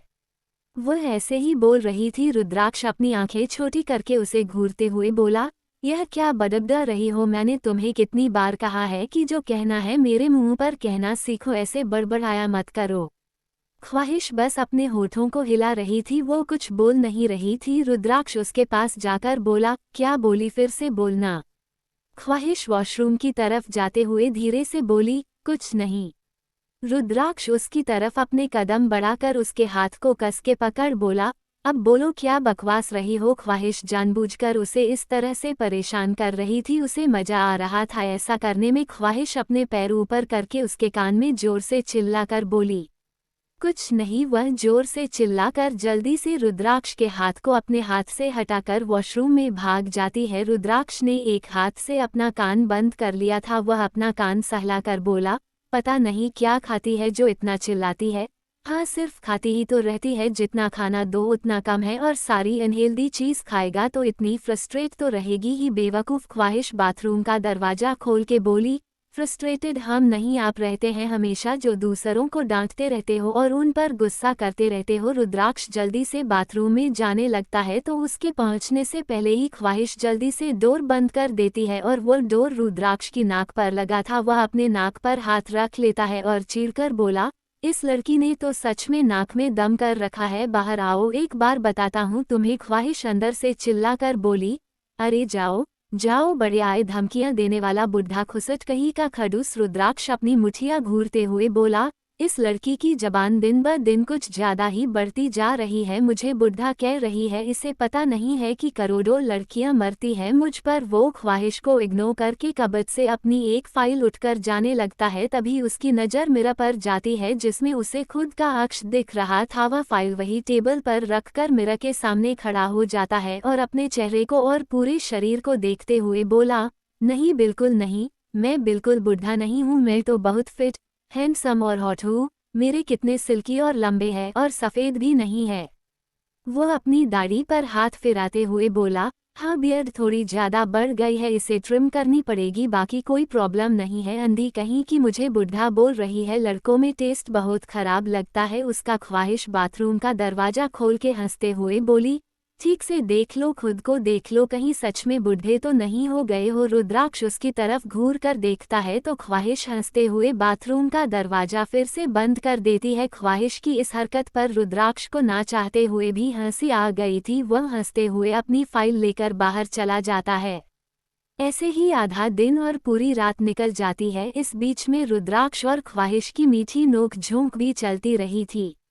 अगली सुबह सुबह के 6 बजे रहे थे। रुद्राक्ष की नींद खुल गई थी। वह अपने ऊपर लेटी हुई ख्वाहिश को देखता है जो पूरी तरह से उसके ऊपर आकर सो रही थी। ख्वाहिश का सर रुद्राक्ष के सीने पर था। रुद्राक्ष की नज़र ख्वाहिश के पेट पर जाती है। वह अपना हाथ आगे बढ़ाकर ख्वाहिश के पेट पर रखकर धीरे धीरे सहलाने लगता है और अपनी नींद भरी अट्रैक्टिव आवाज में बोला, वेक अप स्वीटहार्ट, देखो 6 बजे बज रहे हैं, तुम्हारा कॉलेज का टाइम 8 बजे का है, आज फर्स्ट डे है, लेट नहीं करना है, चलो उठो। ख्वाहिश अपना सर उसके गर्दन में घुसाकर उसे और कसकर पकड़ते हुए बोली, नहीं अभी नहीं प्लीज, रात को भी आपसे लड़ने के चक्कर में सोने में देरी हो गई थी, अभी थोड़ा सोने दो। रुद्राक्ष अपना सिर ना में हिलाकर उसे ठीक से लेटा देता है और खुद फ्रेश होने के लिए चला जाता है। आधे घंटे बाद रुद्राक्ष बाहर आता है और देखता है कि ख्वाहिश पिल्लों को हग करके सो रही थी। देखकर रुद्राक्ष की आंखें छोटी हो जाती है। वह उसके पास जाकर गुस्से से उस पिल्लों को उससे अलग करके दूसरी तरफ फेंक देता है। इससे ख्वाहिश की आंखें खुल गई थी और वह अपनी आंखें छोटी करके रुद्राक्ष को देखकर बोली, क्या हुआ, ये सुबह सुबह हल्क क्यों बने हुए हो, आपको क्यों गुस्सा चढ़ गया इतनी सुबह। रुद्राक्ष उसे घूर कर बोला, तुम मेरे सिवा कभी किसी को हग करके नहीं सो सकती समझी, वह चाहे पिल्लो ही क्यों ना हो। ख्वाहिश बुरा सा मुंह बनाकर उसे देखती है। तभी उसकी नज़र घड़ी पर जाती है। वह हैरानी से बोली, हे माता रानी, 6:30 बज गए, हमें 6 बजे उठना था, आप किसी काम के नहीं है, जल्दी उठा नहीं सकते थे, कितना जलते हैं आप हमसे, हम कॉलेज जा रहे हैं इसलिए आपको अच्छा नहीं लग रहा है ना, आप चाहते हैं कि हम पहले दिन लेट हो जाए और प्रोफेसर हमें डांटे। ख्वाहिश बुरा सा मुंह बनाकर उसे देखती है। तभी उसकी नज़र घड़ी पर जाती है। वह हैरानी से बोली, हे माता रानी, 6:30 बज गए, हमें 6 बजे उठना था, आप किसी काम के नहीं है, जल्दी उठा नहीं सकते थे, कितना जलते हैं आप हमसे, हम कॉलेज जा रहे हैं इसलिए आपको अच्छा नहीं लग रहा है ना, आप चाहते हैं कि हम पहले दिन लेट हो जाए और प्रोफेसर हमें डांटे। इतना कहकर वो उसको घूरते हुए बाथरूम में चली जाती है। रुद्राक्ष उसे अभी भी घूर रहा था पर ख्वाहिश को जैसे उसके घूरने से अब कोई फर्क ही नहीं पड़ रहा था। रुद्राक्ष चीरकर बोला, क्या ये लड़की कभी मुझे कोसना बंद नहीं कर सकती है, मैंने तो इसे उठाया ही था, खुद नहीं उठी, स्टूपिड। वो रेडी होकर नीचे चला जाता है अपने ख्वाहिश और कृष्ण के लिए ब्रेकफास्ट बनाने।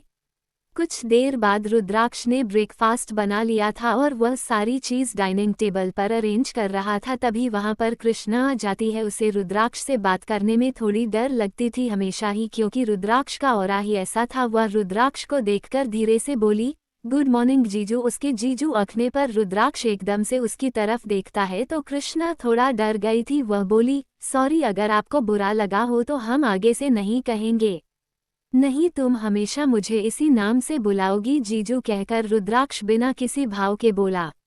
कृष्ण भी मुस्कुराते हुए अपना सर हमें हिला देती है तो रुद्राक्ष उसके माथे को सहला देता है। कृष्ण को रुद्राक्ष का ये जेस्चर बहुत अच्छा लगा था। वह नाश्ता करते हुए बोली, दीदी अभी नहीं उठी क्या जीजू।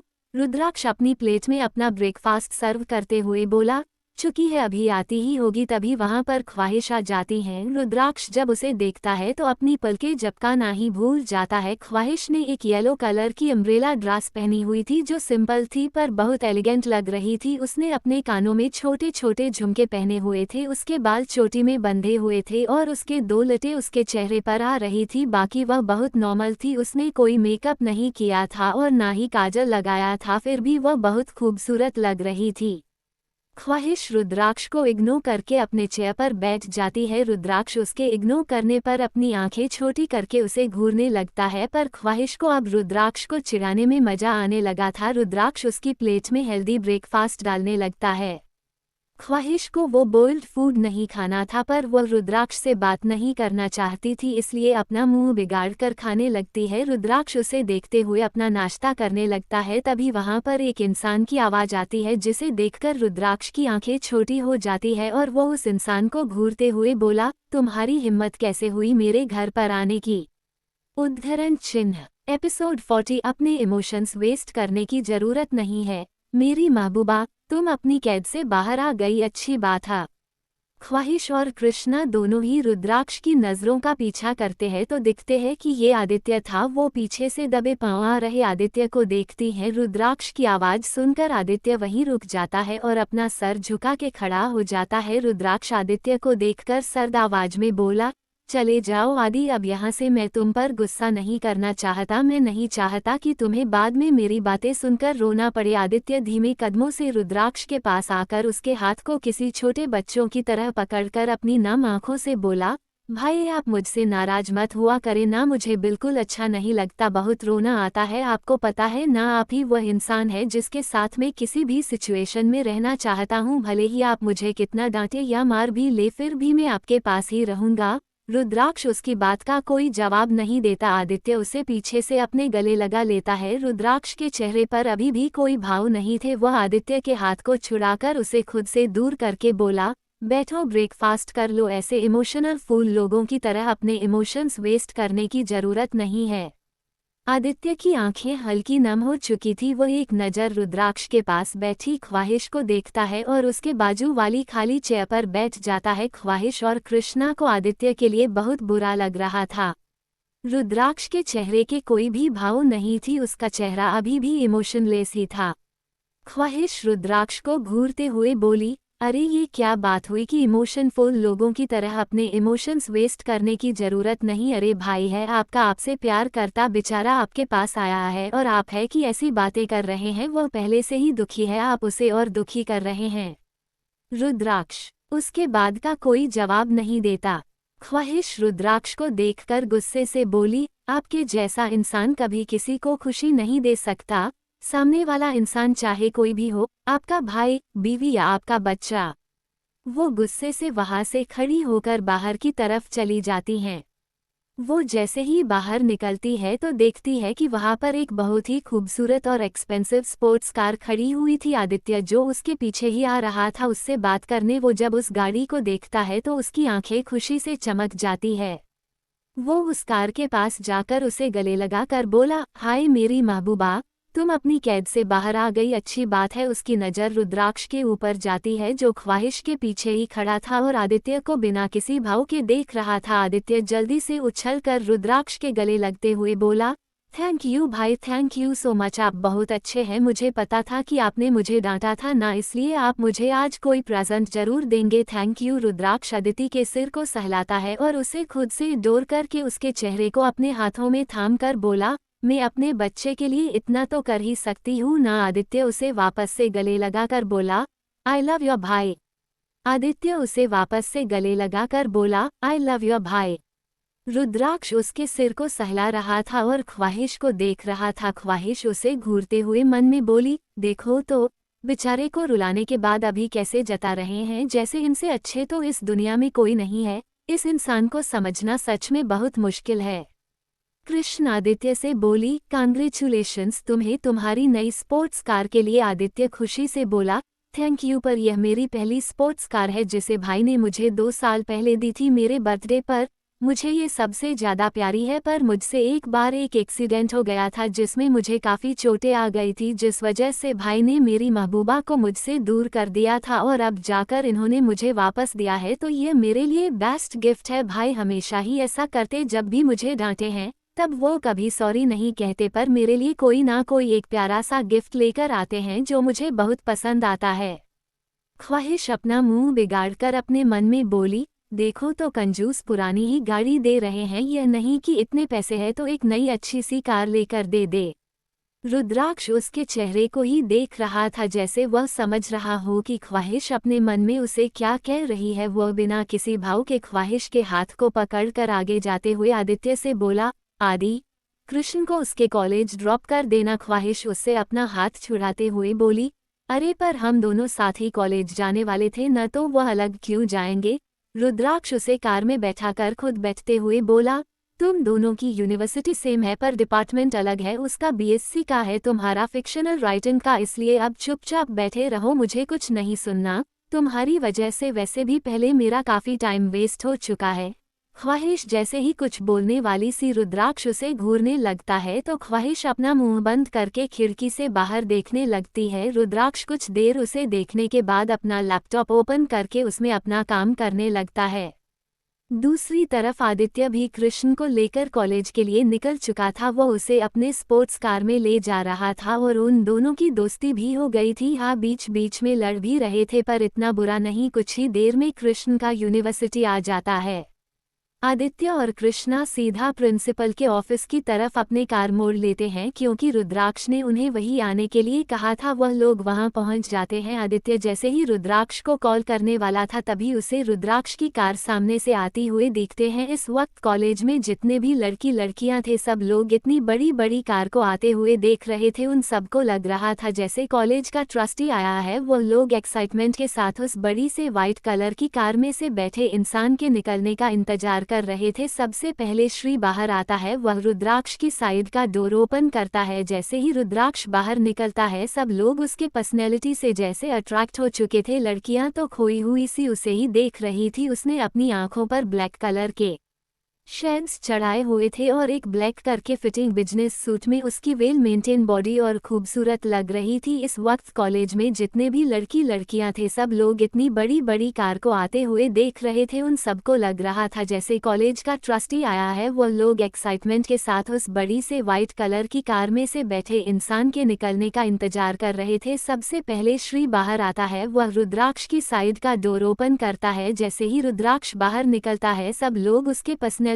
से जैसे अट्रैक्ट हो चुके थे। लड़कियां तो खोई हुई सी उसे ही देख रही थी। उसने अपनी आंखों पर ब्लैक कलर के शेड्स चढ़ाए हुए थे और एक ब्लैक करके फिटिंग बिजनेस सूट में उसकी वेल मेंटेन बॉडी और खूबसूरत लग रही थी। वह अपने बालों में हाथ घुमाता है और ख्वाहिश के साइड का डोर ओपन करता है। वो अपना हाथ ख्वाहिश की तरफ बढ़ा देता है। ख्वाहिश कुछ पल उसके चेहरे को करने के बाद उसके हाथ में अपना हाथ दे देती है और बाहर आ जाती है। सारी लड़कियां जब रुद्राक्ष के साथ किसी लड़की को देखती हैं तो वो पूरी तरह से जल भून जाती है। बाकी लड़कों की नज़र जब ख्वाहिश पर पड़ती है तो सब उसे देखते रह जाते हैं। हालांकि रुद्राक्ष ने ख्वाहिश के चेहरे पर मास्क लगा दिया था, उसका चेहरा ठीक से दिख नहीं रहा था, पर फिर भी ख्वाहिश का चेहरा जितना दिख रहा था वह सभी अंदाजा लग जा सकता था कि यह लड़की बेहद खूबसूरत है।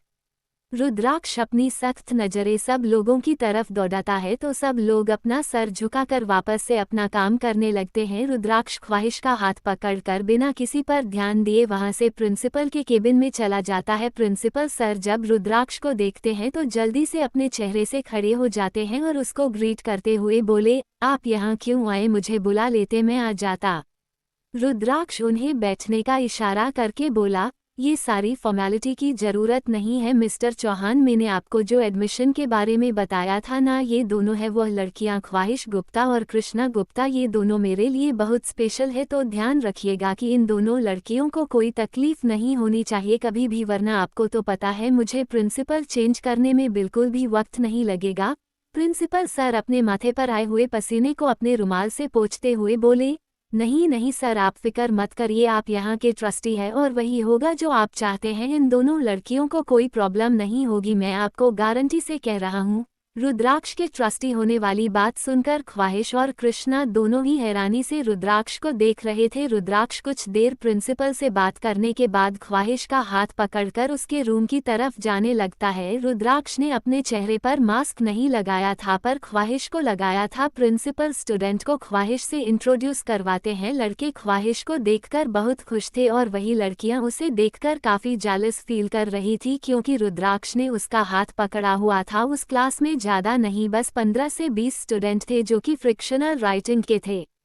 रुद्राक्ष ख्वाहिश के माथे पर किस करके बोला, कोई शरारत मत करना, अपना ख्याल रखना और सब लेक्चरर्स खत्म हो जाए तो मुझे एक कॉल कर देना, मैं आ जाऊंगा, वरना ख्वाहिश बस अपना सर हमें हिला देती है और रुद्राक्ष अपनी नज़र उस क्लासरूम में घुमाता है और सबको अपने गहरी नज़रों से देखने लगता है, जैसे सबको अपनी आंखों से ही वार्निंग दे रहा हो कि इस लड़की से दूर रहना। वह वहां से निकल जाता है। ख्वाहिश जो एक सिंगल बेंच थी वहां पर बैठ जाती है और कुछ ही देर में उसके प्रोफेसर आ जाते हैं और उसकी पढ़ाई शुरू हो जाती है। कृष्णा भी अपने क्लासरूम में जा चुकी थी। रुद्राक्ष और आदित्य वहां से सीधा ऑफिस के लिए जा चुके थे। ऐसे ही दिन बीत रहे थे, सब कुछ सही चल रहा था। रुद्राक्ष और ख्वाहिश के बीच की नोक झोंक तो हमेशा शुरू रहती थी और रुद्राक्ष को हमेशा ख्वाहिश की बातें सुननी पड़ती थी, क्योंकि उसके मूड स्विंगर्स की वजह से वह उसे कुछ नहीं कहता था। ऐसे ही 20 दिन बीत चुके थे। ख्वाहिश का कॉलेज और जॉब रेगुलर चल रही थी।